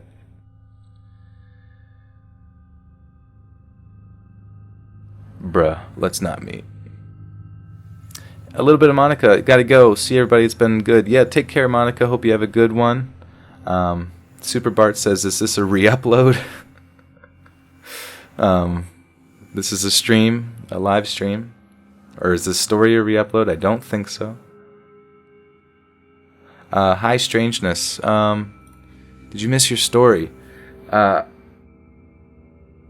don't remember, honestly. I can do one for you here, if you did, because I would feel terrible if I did skip that. Get that in here.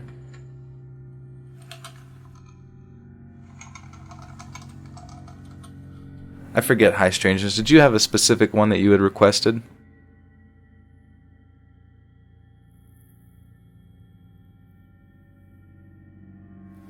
Let's read putting everybody in the friend zone. Michael Doyle says, love the podcast. Thank you, guys. Yeah, new podcast update will be out tomorrow, so keep an eye out for that. And I'm just going to keep expanding on that every Saturday as the weeks go on, and we'll be pulling stuff from previous videos into a larger compilation, and then those will be going on the podcast. So that should be sweet. Did I try the Dark Cell game? Just curious how you're feeling about it. I watched gameplay of it. I didn't download it and play it. I was kind of busy this week. What time for the podcast? I'm not really sure. It shouldn't take me that long to compile the audio and get it uploaded to that. But definitely, I would say probably before noon tomorrow. I don't know if I can schedule it to upload to there or release or something like that. We'll have to double check, but that could be cool to kind of get a schedule for that, and so you guys know. I could even say podcast comes out at noon. Joe asked, is the podcast coming to Spotify? So the podcast is now on Spotify. So we got iTunes, Spotify, and yeah, I guess those are the two primary ones that people were concerned about. So as of right now, those two are available. If you went to Spotify and typed in the Let's Read podcast, you should be able to find that pop up and enjoy it. Super Bart wants to know if we believe in leprechauns, guys. Do you guys believe in leprechauns? I'm honestly curious if you do also.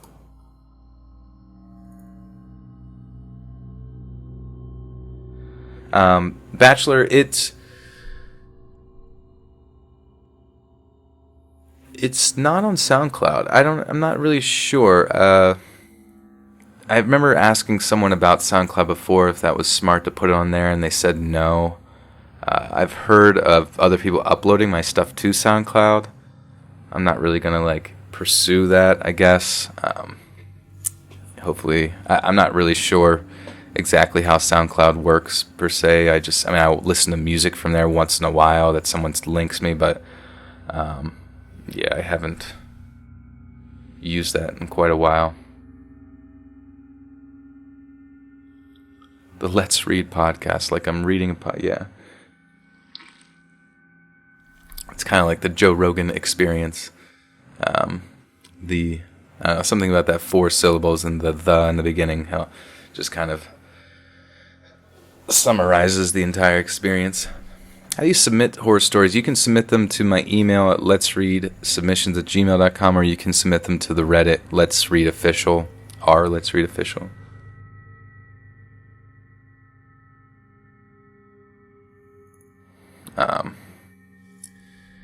But yeah, so High Strangeness. Did I miss what you said you wanted to listen to, or wanted what kind of story you said you wanted? I'm sorry. SoundCloud, RuPaul. Is RuPaul kind of like Ron Paul?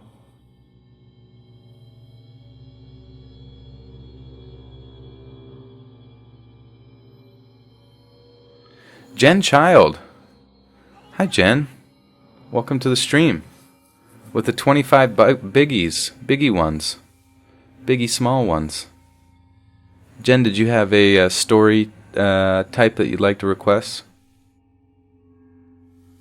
Yeah, Bachelor, I'm not sure if Spotify or iTunes, I think it's free. I mean, the podcast itself is free, so if the apps are free, you should be able to access them there if you're, into that.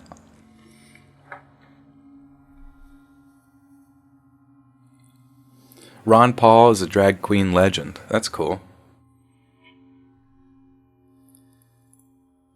All right. Wait, High Strangeness. Where's? I still can't see. Yeah, what type of story you said you wanted. I'm sorry. I'm reading through the message. I can't see it, unless I missed it.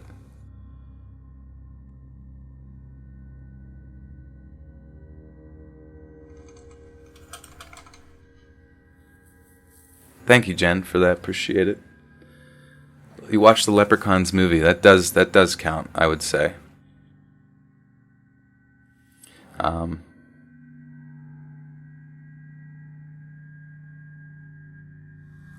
Spotify is free. We'll only get ads once in a while, but if you subscribe, you won't get any ads and get some extra features. Okay.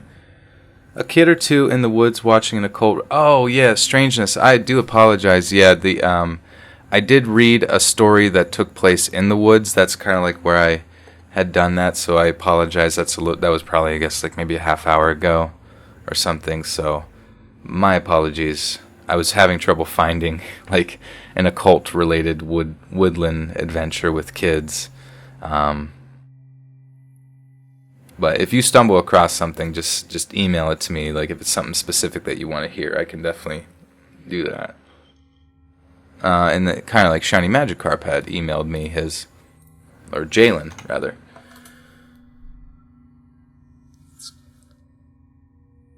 So this stream will go until probably into the 6 o'clock hour.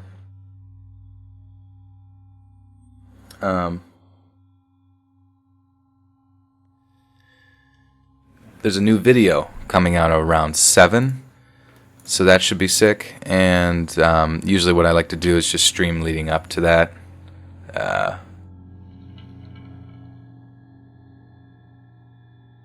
Oh yes, you said you put it on the subreddit, that's right. So let me go to the subreddit. Shiny Magikarp.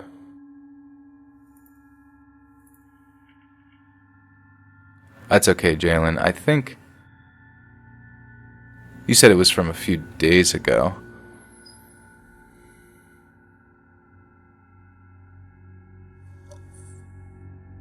Oh, was it the theme park one?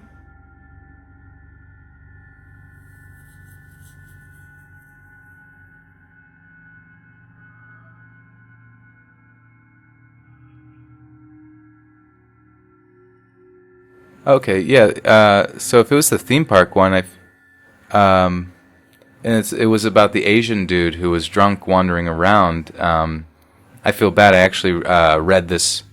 I read this story earlier, like earlier in the stream. I don't know if you were here by that point or not. But yeah, so it is on the stream, but I can definitely read you something else here. Let me see what else we got available to jump into, possibly.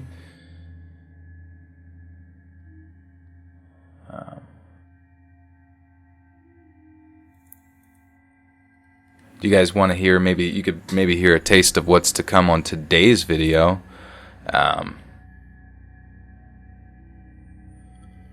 Since the one kind of cool thing is today's videos kind of revolves around one of the featured stories is a streamer being stalked. So I'll give you guys a taste of that. Something that I've done on and off for 3 years or so is stream on Twitch. I'm 21 and at the time using streaming as a coping mechanism for PTSD-induced social anxiety. I was sexually assaulted in the military and my assailant was let off the hook while I was medically discharged instead of taken care of, but that's a story for another time. I've been streaming League of Legends mainly, and without a job, I've had plenty of time to try and build a following and stream through the night. I'm still fairly new to streaming at this point and haven't met many other female streamers, so I don't have much advice to go off of when it comes to what I should and shouldn't do. You know the saying, hindsight is 20/20. Anywho, I digress. One night I'm streaming and someone named Checker something DM'd me during stream. For some reason it seems too generic to be. Oh. For some reason it seems to generally be foreign guys creeping. He's talking and asks for my Skype. I'm like, okay, it's just Skype, so whatever. I give it to him and he starts messaging me in calls. I remember he called, but I don't remember when during the stream, like if I paused it or something. I remember I heard his voice at one point. He starts off with some prodding questions, but really quickly starts getting personal, asking what underwear I'm wearing, am I shaved, etc. I tell him I'm uncomfortable and I'm not going to answer his question. He asks for nudes and I flat out reject him. He gets pissed and tells me he's going to hack my computer and track me down. Midstream, I have a panic attack and shut everything off. What do I do? Can he really do that? A follower I actually became really close friends with called me and consoled me for at least an hour in the middle of the night. I didn't stream for a long time after that. A few weeks go by and I'm checking my email. I'm getting mailer demons saying my emails aren't going through. What emails? I haven't sent any emails applied to colleges. I look at my sent emails and I've been having spam sent out. What the fuck? I call Yahoo and the usual Middle Eastern Indian support guy picks up. I'm on the phone with Yahoo and I'm pissed. They're doing the remote check and they say that I've been infected with a virus with a funny name. I think it began with a K. The guy on the line says they'll scrub my email clean of any of the aftermath for $80 and I'm livid. Why should I have to pay for something some jerk did when you guys were supposed to be keeping my email secure? I refused to pay this guy, and after multiple attempts at getting my credit card information, I hung up. I changed passwords and security questions and whatever I could to reinforce security. I wiped my computer and basically started fresh. A month after the initial Skype instance, I got a call.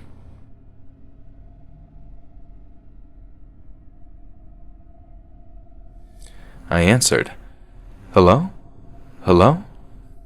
No one talked, just hung up on me. This is before the barrage of robocalls everyone gets nowadays, and I was on a do not call list. I'm a pretty strong-willed individual with maybe a too high level of self-respect. I was going to find out who called me and why. I called twice. Once was a pickup and hang-up. The next there was a pause. Hello? Why did you call me? What do you want? No response. Why did you call me? I just wanted to hear your voice again. Never call me again, creep. I hung up and started having an anxiety attack. I told my husband who called and what just happened, and he told me to call T-Mobile and have my number changed. I dialed 611 as soon as I could, all the while trying to keep my lunch down. The guy who threatened to hack my computer actually did it and got my cell number. I turned on my computer, logged into my Skype account, and screenshotted all of his messages. I filed a report with Microsoft, Twitch, and called my local police department, though with the situation they didn't have much to give except advice.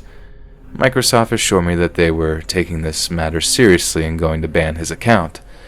All my passwords were changed to any sort of email or online account, and I have unlinked any phone numbers. I later talked to streamers who have had something similar happen or even had a somewhat successful attempt of their identity stolen. I say somewhat because they were later arrested. I stopped streaming for a year until one of my friends peer pressured me, saying how much she missed watching me and hanging out online. I restarted streaming and stopped using Skype altogether. Creepy Czech guy. Let's never speak again. Yeah, that would be hard getting on. I can imagine people get pretty creepy on Twitch, especially if you're an attractive person who likes to show their face quite a bit.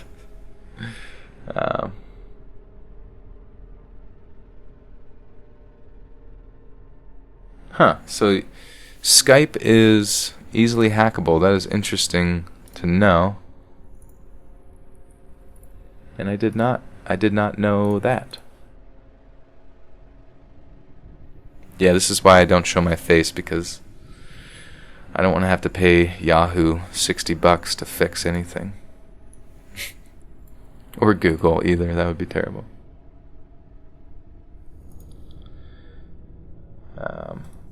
But yeah, sorry about that, Jalen. Hope that story was of sufficient quality.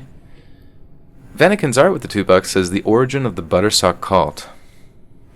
Now that story runs deep. I'll have to type that one out. And if someone else wants to type that out, please, I know you all know it. We've passed it on through word of mouth. Send it to me. We will get it written in the stones. Yeah, my face would get memed pretty quickly. I wonder if Leafy, I do have Buttersock merch. If you go to Spreadshirt, her name was Shitty Teen on Instagram. She made some, like, after that one stream we talked about the Buttersocks, she made a Buttersock cult picture, and it was really cute. It's funny. So if you guys are interested in that, please go check that out at shop.spreadshirt.com/let's read. That's down in the description.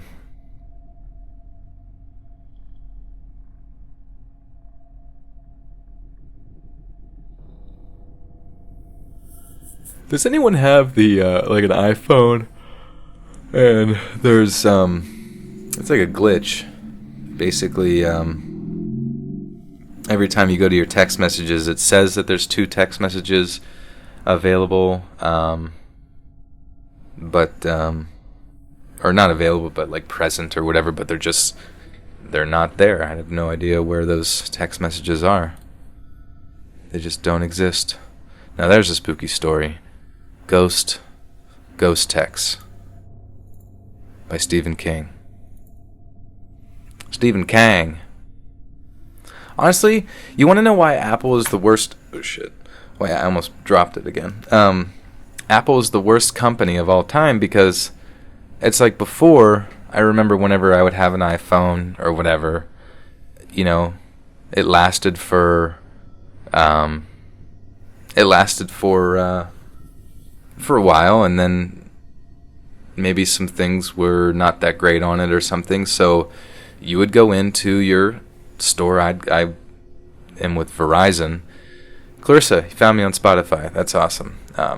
I'd go into Horizon Zero Dawn, go into Verizon store, and I would say, hey, my phone sucks now. You've updated it to Oblivion, and I'd like to get a new one.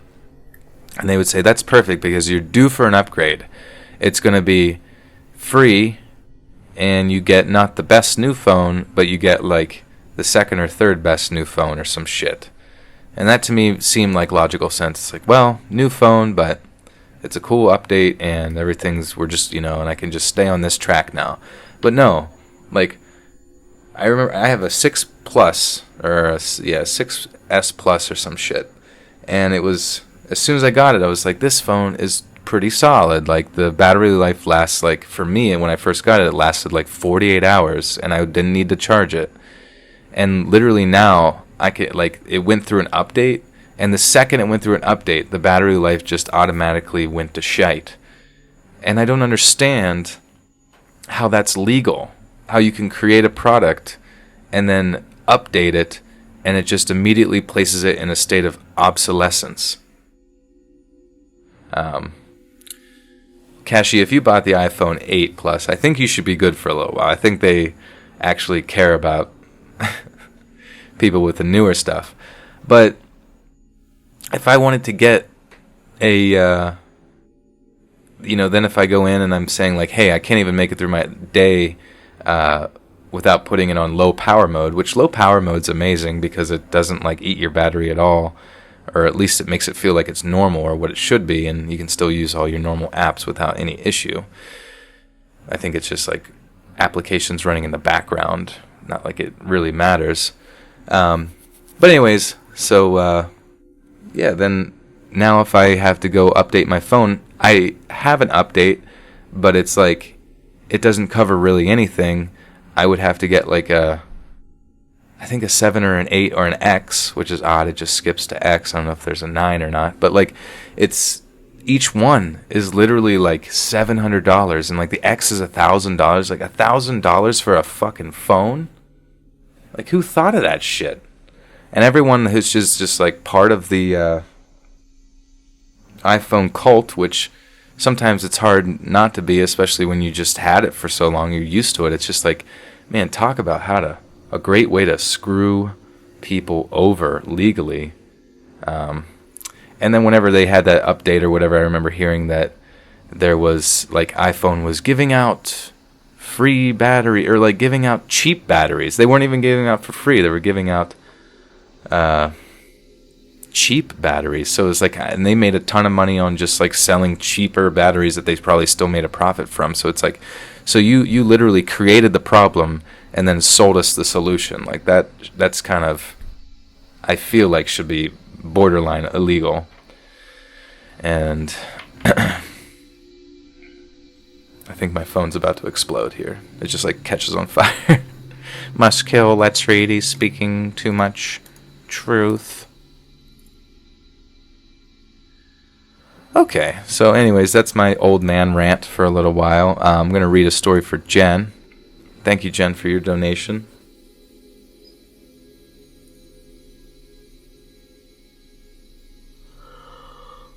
Oh, dad rant here. Oh my god, like a $700 to $1,000 phone. Like, is that real life?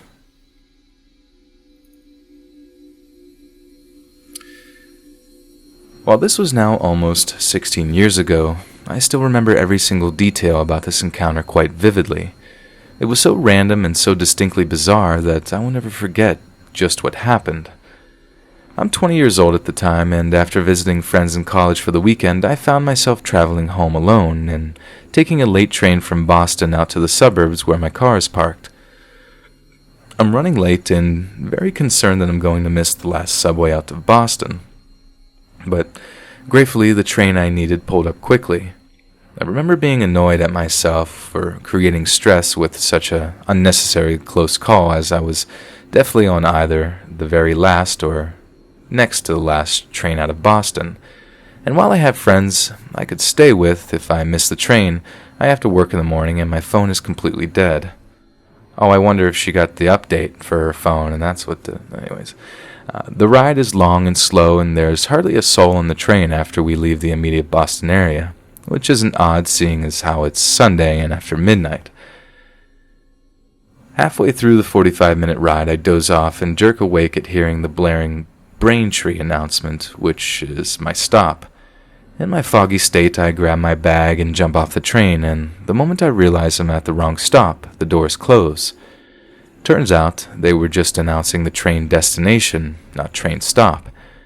As you can imagine, I'm feeling pretty lousy about this, watching the train plod off in the direction I need to be going. I'm the only person to get off the train, and the station is unfamiliar and utterly deserted. Quickly realizing I'm in Quincy, 3 stops away from my destination, I'm feeling screwed. I really need there to be another train. I look around and realize I'm close to the end of a desolated and strikingly dark outdoor train platform. While the chances for there being another train so late is extremely slim, it's my only hope, and I begin to feel panicked, stupid, and vulnerable. After a minute or two of standing there dumbfounded and triple-checking that my phone was dead, I suddenly spot a man, standing alone under a light, a distance down the long and thin platform. Whoa, cool car. A little ways further beyond him appears to be the only entrance and exit, unless there are some stairs going down into the terminal hall halfway down that I can't see. While the man makes me a little nervous, he's clearly facing the tracks, which gives me hope that the one last train is on the way, thinking that maybe he missed the one that I got off of. I decide to just quietly sit on the bench close by and choose to stay unnoticed and in the dark while I wait. The bench is partially enclosed, and when I sit down on it, I'm basically obscured from the shoulders down by deep shadows and can still see in every direction but directly behind me. I quickly glance around it, though confirms I'm definitely alone down here. So on the dark bench, I sit and wait and feel comfortably obscured. With my wearing dark clothes and it being so dark on the end of the station, I have the opportunity to rather blatantly watch the man at the end of the platform. The well-lit man is tall, thin, not old, like 30s, light, slightly shaggy hair, and dressed casually preppy. He's strange, though, standing abnormally still, looking straight ahead in a weird way. Something is off. But he's minding his business and probably doesn't even know I'm here. And while I feel really uneasy, I do find some slight comfort in being certain that no one is down here with me and can openly watch the only other person from my dark, hidden bench. After watching for a few minutes, the man begins to rock a little, placing weights on one foot and then another, and then takes a few slow steps towards the edge of the platform, and I notice that he's using a white and red walking cane for the visually impaired, and tapping and feeling his way as he walked forward. Suddenly, I'm very relieved, as this may explain his unusual posture. Just as I'm feeling more relaxed and the feeling vanishes, he's still walking towards the platform edge, and quickly, I stiffen and sit up straight, looking intently. He makes it to the bright yellow raised metal warning tread that is at the very edge of the platform, only a foot wide, and directly before an 8-foot drop onto electrified train tracks. He stops there, banging his cane against the edge, toes literally at the furthest point. I stand up and walk a few paces closer as he starts to sway again, but more dramatically. My mind begins to race. What's going on? Is this a suicide situation? He's in a lot of danger. I want to take action and try to quickly figure out the best way, because this poor man needs help of some kind. I'm just trying to figure out how to approach him, because I really don't want to startle him with him being so very close to the edge. In fact, he's the furthest you can go, and his swaying has evolved to a kind of dance. Suddenly, after what seems like ages, but is probably just a minute or two, he stops and begins to take slow steps backwards, until finally he returns to standing still and staring straight ahead, back under that spotlight. With my heart racing and mind spinning, I return to my dark bench, sit back down quietly, and try to process what's suddenly happening. I want to help this man, but I am being overwhelmed by alarms in my brain. I keep watching and being as silent as possible. He stands calmly for a few minutes under the light, facing the tracks and safely several paces away from the edge. I decide to get help. He just did something crazy, really unnerving and really dangerous, and I don't know what his intentions are. I'm still sitting on a dark bench fighting off conflicting feelings and secretly watching him when he suddenly turns his whole body to directly face me. Straight on facing me, exactly the angle to where I am sitting, and he's smiling. He's far away, but so well lit I can tell he is absolutely smiling and looking suddenly right at me.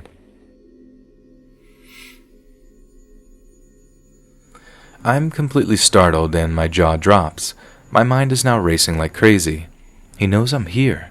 He must know I'm here, but if he knows I'm here, why is he facing me? He knows exactly where I'm sitting. What? Is he actually blind? But I'm sitting in the dark and not making a sound. He's smiling. I freeze, solid. What happens next is so sudden that I remain basically frozen like a statue, sitting on the dark bench the entire time, not making even the slightest sound. Suddenly, still smiling, he turns and faces the train tracks, and again using his cane, walks right over to the very edge and begins his side-to-side swaying. Except now it's even more dance-like. He then changes positions, putting one foot right on the edge and one foot behind him, and starts this exaggerated lunging motion, as one would jump in front of a train, nearly jumping off the platform but catching himself before he does. He does this repeatedly. All the while, I'm watching from a distance, basically in, horror and confusion. Suddenly he stops all of this and turns. This time he doesn't face me, but faces in my general direction, my end of the tracks, smiling still from what I can see. He slowly begins to walk down the platform towards me. He is walking right on the edge, directly on the warning track. The whole time I can hear the clack of the cane going side to side. He is so close to the edge that the cane is going into the darkness. He gets closer and closer, and I can do absolutely nothing but stare. How could he be walking so close to the edge? Why is he coming down here? Closer and closer he gets, and I can see him better. Still the big gaping grin on his face, empty and farcical. like a game show host. You guys can hear me trying to pronounce words here. And his eyes, they're slammed shut. They aren't getting closed, they are aggressively and exaggeratedly closed very, very tight. I know, though, that it's possible to peer a little bit while making this face. My mind is exploding and I remain frozen solid. He is now so close, about 20 feet away.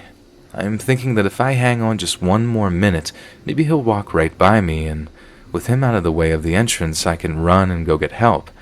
And maybe, just maybe, his facing me, smiling, was just a coincidence. Maybe this whole time he has no idea I am even here. Maybe he is really blind. But greatly to my dismay, only about 15 feet before he reaches me, he stops and turns and faces me, eyes still slammed shut, gaping smile. He is now just standing there on the edge of the platform facing me. His eyes are tightly shut and he is facing right at me. This can't be possible, and I feel like I am in a surreal nightmare, and then, suddenly, it gets much worse.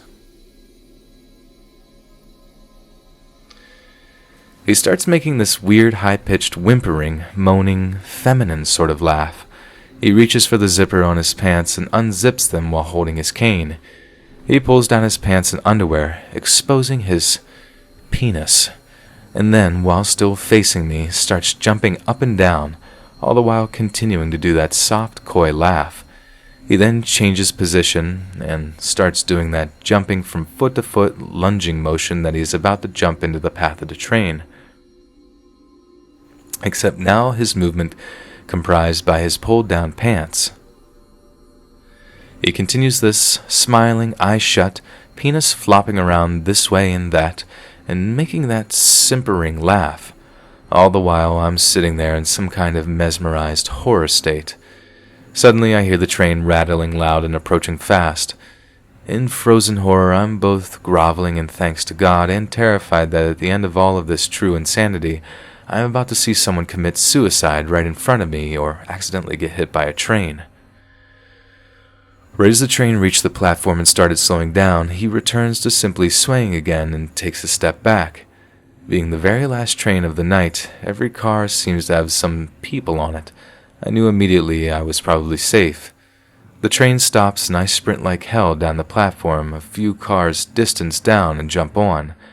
I don't know if he gets on the train too or just stands there, but I definitely don't hear anyone yelling or anything, so I assume that he pulled up his pants either way.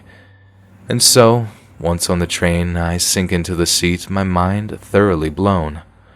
My mind explodes in every single variation of the feeling that can basically be eloquently summed up as one giant what the fuck.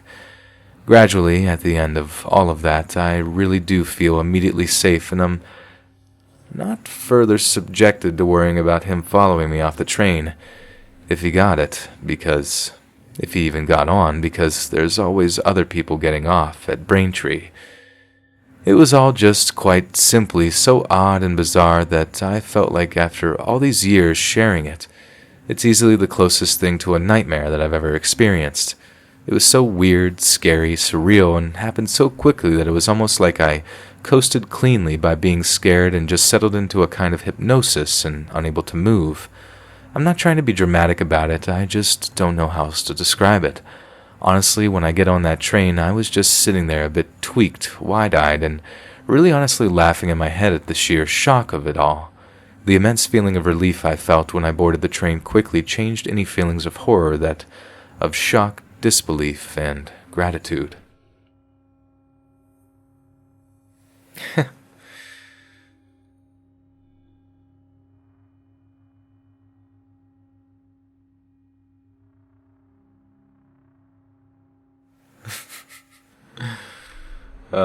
My roommate's singing right now. It's funny.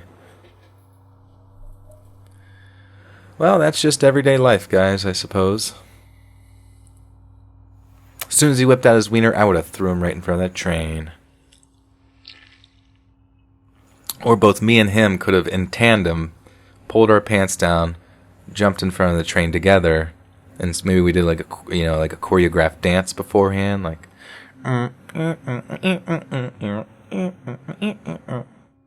And then there we go, right into the train tracks.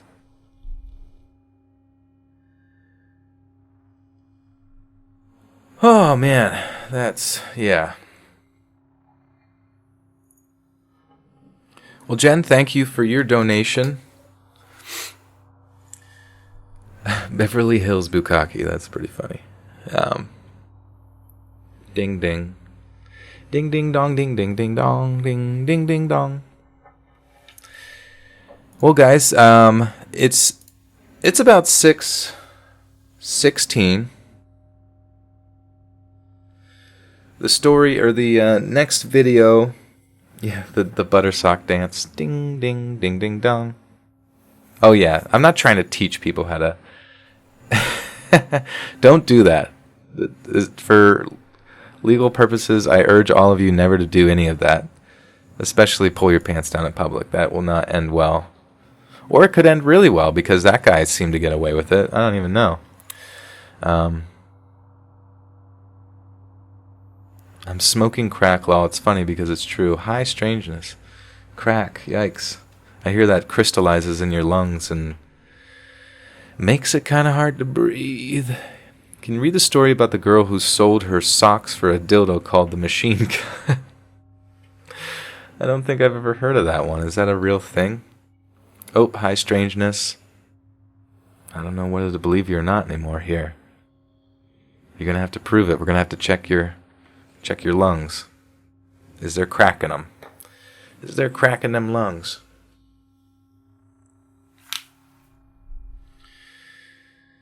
It's a real story. Okay, the machine gun. Is that on the internets?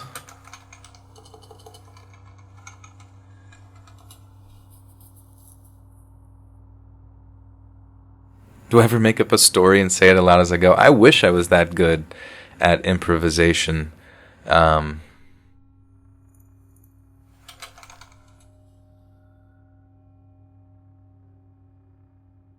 My roommate's really good at just like making up stories. I kind of like made up a little bit of a story for my most recent ASMR video that was like about a tennis player who crash landed on like a Canadian peninsula island, and there were the mutants that were there. So it was kind of like based around this. It was pretty much just like based around the story of The Forest. If you guys have watched me play that game or seen that game in action. But it's got a really, really good story, The Forest. It's because most of it is told kind of indirectly through things that you find on the island, maybe some videotapes or cassettes that you read, or just generally clues, which I think to me would probably be really, really hard to write. You know, like you have to be really intelligent to write these kind of like stories that other people struggle to piece together. You know what I mean?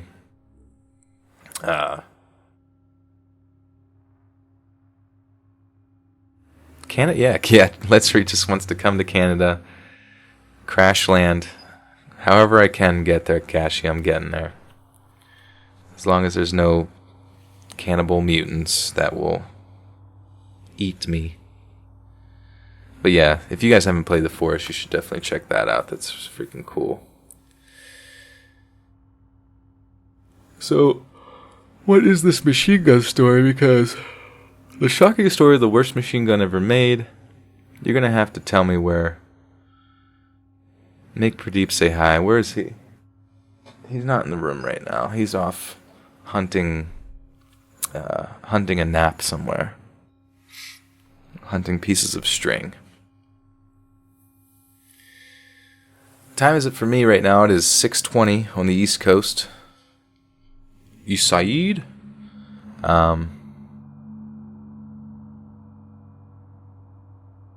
Nick Foles. I'm not a Philly fan, you know. Not that I have anything against him. Girl sells sock for dildo called the machine gun. Okay. I'll try it. I'll trust you.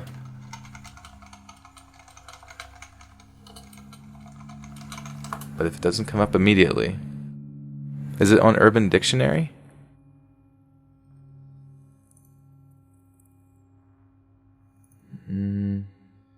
A YouTube adult streamer who sold her socks for coins to buy a machine gun, which is a quick-moving sex machine. Oh, okay. Yeah. Gotta clear my history before streaming.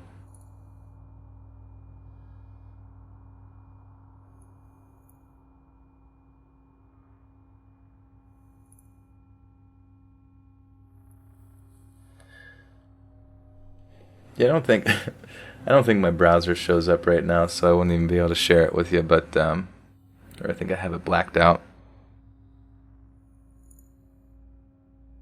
But there's so many times where people have, like, streamers have, I don't know, gone to show something or whatever, and that, like, what was that one guy? He ended up having, like, anime tentacle porn, like, hide it. You could see it up in, like, the top tab or something like that.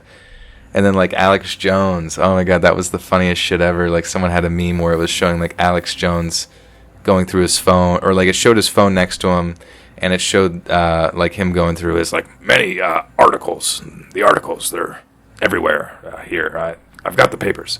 And, like, on his phone, he is, like, really, really niche, like, butt-eating porn stuff that's on his phone. It's just really funny. Just Alex Jones, he's like, I'm human, and I'm coming.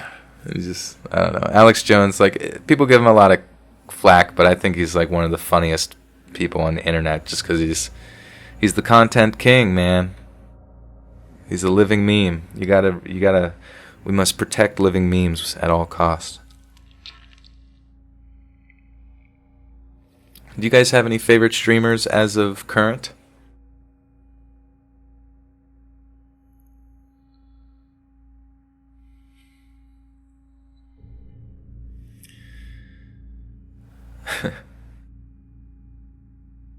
Protect Damn Daniel.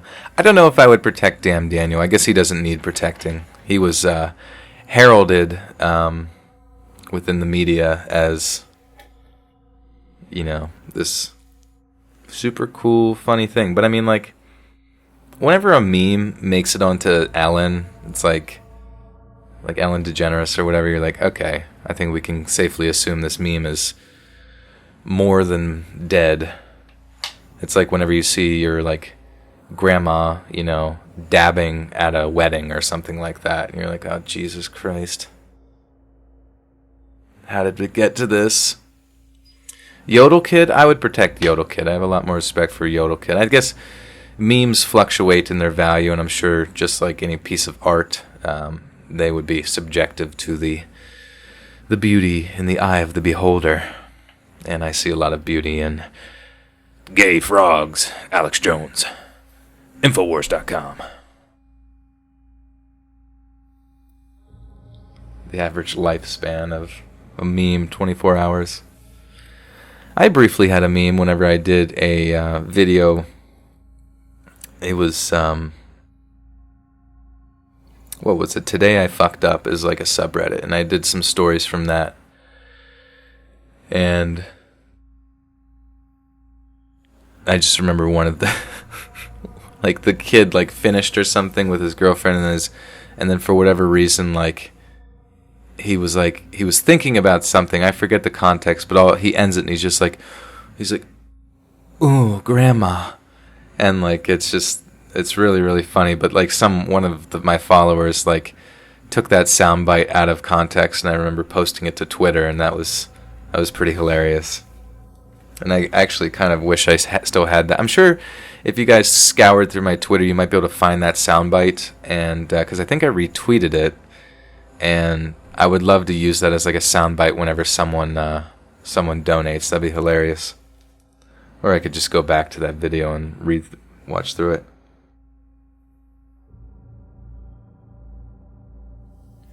it. Jen, I did read your story. That was the most recent one here about the dude jerking off on a train station track and disappeared into the milky sky. I don't know. But thank you so much, Jen, for that donation. Appreciate that. So TIFU is Today I Fucked Up. It's on Reddit. It's pretty damn funny. It's basically just like people telling their stories about like the mistakes they've made in their day-to-day or whatever. Well, actually, I'll read one for you guys just because they're pretty damn funny. It didn't have to be a long one.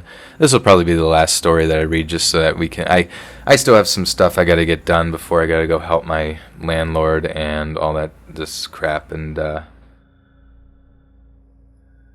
get some of that done. But obviously, I hope you guys will stick around and hear the new video coming out here soon. It's like an hour and 10 minutes, so that's pretty solid. I know people have been pretty stoked about longer videos, and I've been trying to accommodate that quite a bit and all that good stuff, so I think you guys will enjoy this. So this one's called Today I Fucked Up by Not Realizing How Much Inertia a Nerf Dart Would Carry Out a Car Window. So this happened around 10:35, and it is now 11:08 p.m. as I start typing this up. And I apologize in advance for my grammar and blame mild dyslexia. So it is after work, and I am on my drive home here in Louisiana. While daytime is horribly hot and humid, nighttime can be pretty cool and comfortable. When I look at my car thermometer, it is around a nice 79 degrees Fahrenheit, so I ride with my windows down. As I make my way, I approach a car that I start to notice as my friend's car. I emerge into the lane next to his car and blow my horn to get his attention. He then rolls down his window, and we exchange the type of friendly conversation that you can only make with your best friends. Looks, glances, words lost to the wind while traveling 50 miles per hour on a divided highway, 2 lanes, 1 left turn lane, 2 opposite traffic lanes. Then my mind had an idea. I looked at the Nerf double breech on my passenger floorboard. Because I mostly know my Nerf safety when I'm not planning to shoot, I keep the blaster loaded just to hold the dart and uncocked for safety. So picking the blaster up with one hand, I also return the slide forward so the blaster is cocked and ready to fire before situating my hand to fire. I look over at my friend thinking we're going 50 miles per hour, the dart won't make it to his car and this would be funny. And thus begins the fuck up. I bring the blaster up to his head level, thinking the dart would be overpowered by the passing wind and not being able to keep up with his car. I pull the trigger just as my friend turns his head back toward me and for another look, and to my surprise, the dart yeets out the window with a blatant disregard for my friend's safety as it overcomes all outside forces to literally bullseye my friend. In surprise that just happened, and filled with regret and happy shock that just happened, I kept driving along to not realizing how bad the situation was. I kept driving. I then pick up the phone to call my boy and let him know that was in no way the intended nor expected outcome. Took him a little while to answer the phone, but once he did, he let me know that he was hit directly in the eye by the dart and had to pull over at a gas station, and the woman behind us drove by with a look of shock. After a nice conversation with him about payback and the honey buns I will need to buy him as reparations, he is all right, and we have an amazing story to tell. All darts make a yeet noise coming out of a Nerf gun.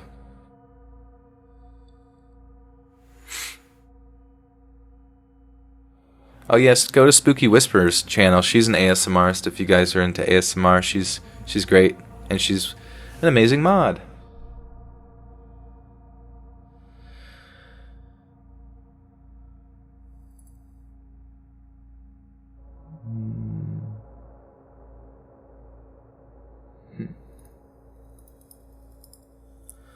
Well, friends,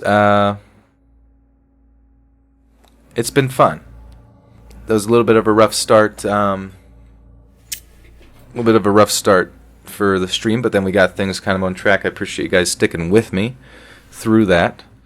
And I promise that all audio quality will be prim and proper to start out next time. Jen Child with the $15 says, just say no. Just say no to druggies or shooting a dart out your window. Do I know any YouTubers in my area? Oh, Bianca. Hi, Bianca. I'm sorry. She just got there. I apologize. I don't know any other YouTubers. I've never met, anybody else that's even, dabbled in YouTube outside of, meeting them on YouTube or Twitter or, within the context of getting to know them and stuff. But that would be interesting.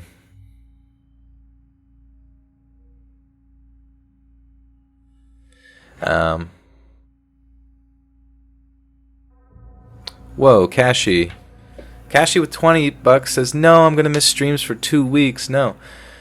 Well, seeing how unreliable I am with streams sometimes, maybe you won't miss any streams at all. No, I do hope to stream again. That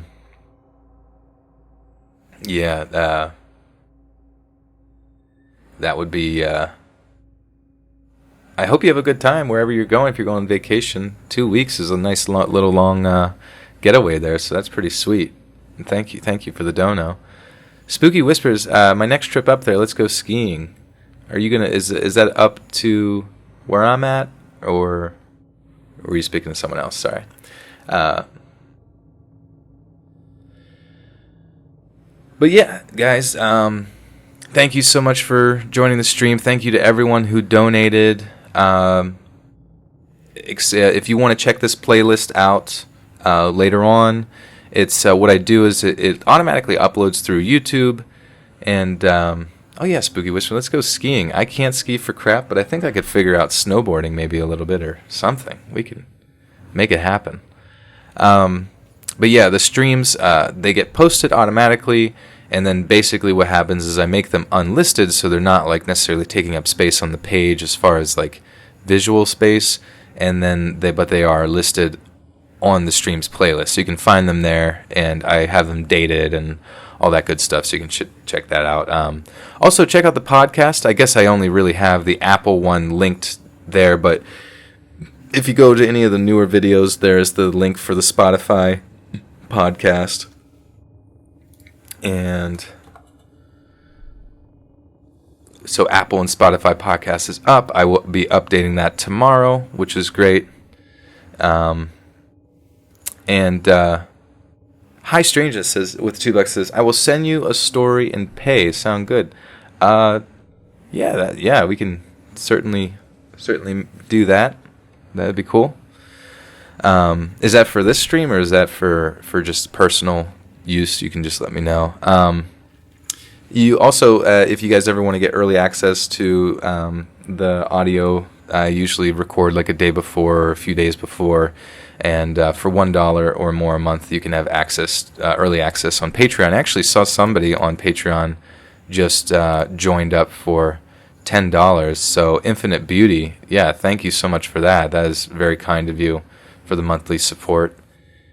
It's awesome. We're constantly trickling up forward, which is nice just to have external income that doesn't rely necessarily on the YouTubes, as far as, because oddly enough, a lot of my ghost videos get demonetized. I don't know why. I feel like ghost videos are like the least offensive kind of things, because they kind of exist more in like that sort of, who was it real or not, realm, you know what I mean? But yeah, I usually get triggered on ghost videos, so that's kind of weird.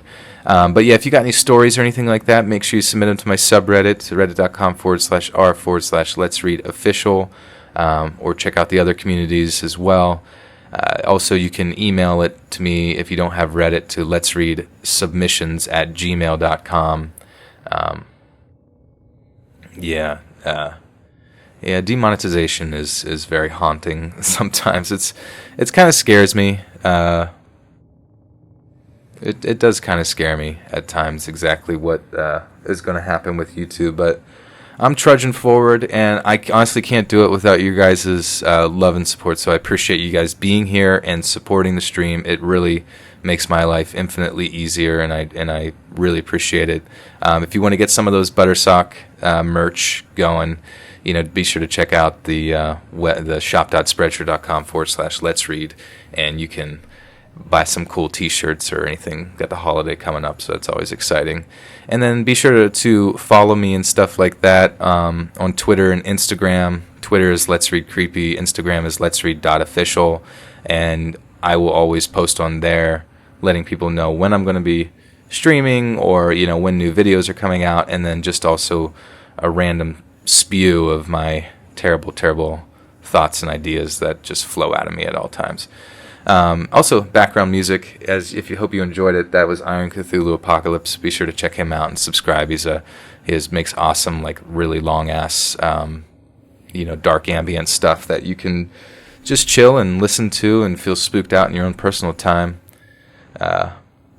Bianca was here for the mic issues. Yeah, perfect timing, Bianca. Promise to have that fixed next time. But yeah, guys, thank you so much again for everything. Like I said, new video will be out here in approximately 20 minutes or so. What do you guys think? Do you think I should just release it now? I could just release it now if you want. If you think that's pretty cool. Either way, video will be up here very briefly, and make sure you let me know in the comments that it's Stream Squad, Buttersock Cult. What up? And I will be sure to click that like button. I'll fucking smash that like button next to your comments. So, all right, guys, thank you so much for sticking with me here. Love you, appreciate everything, and I will see you again soon.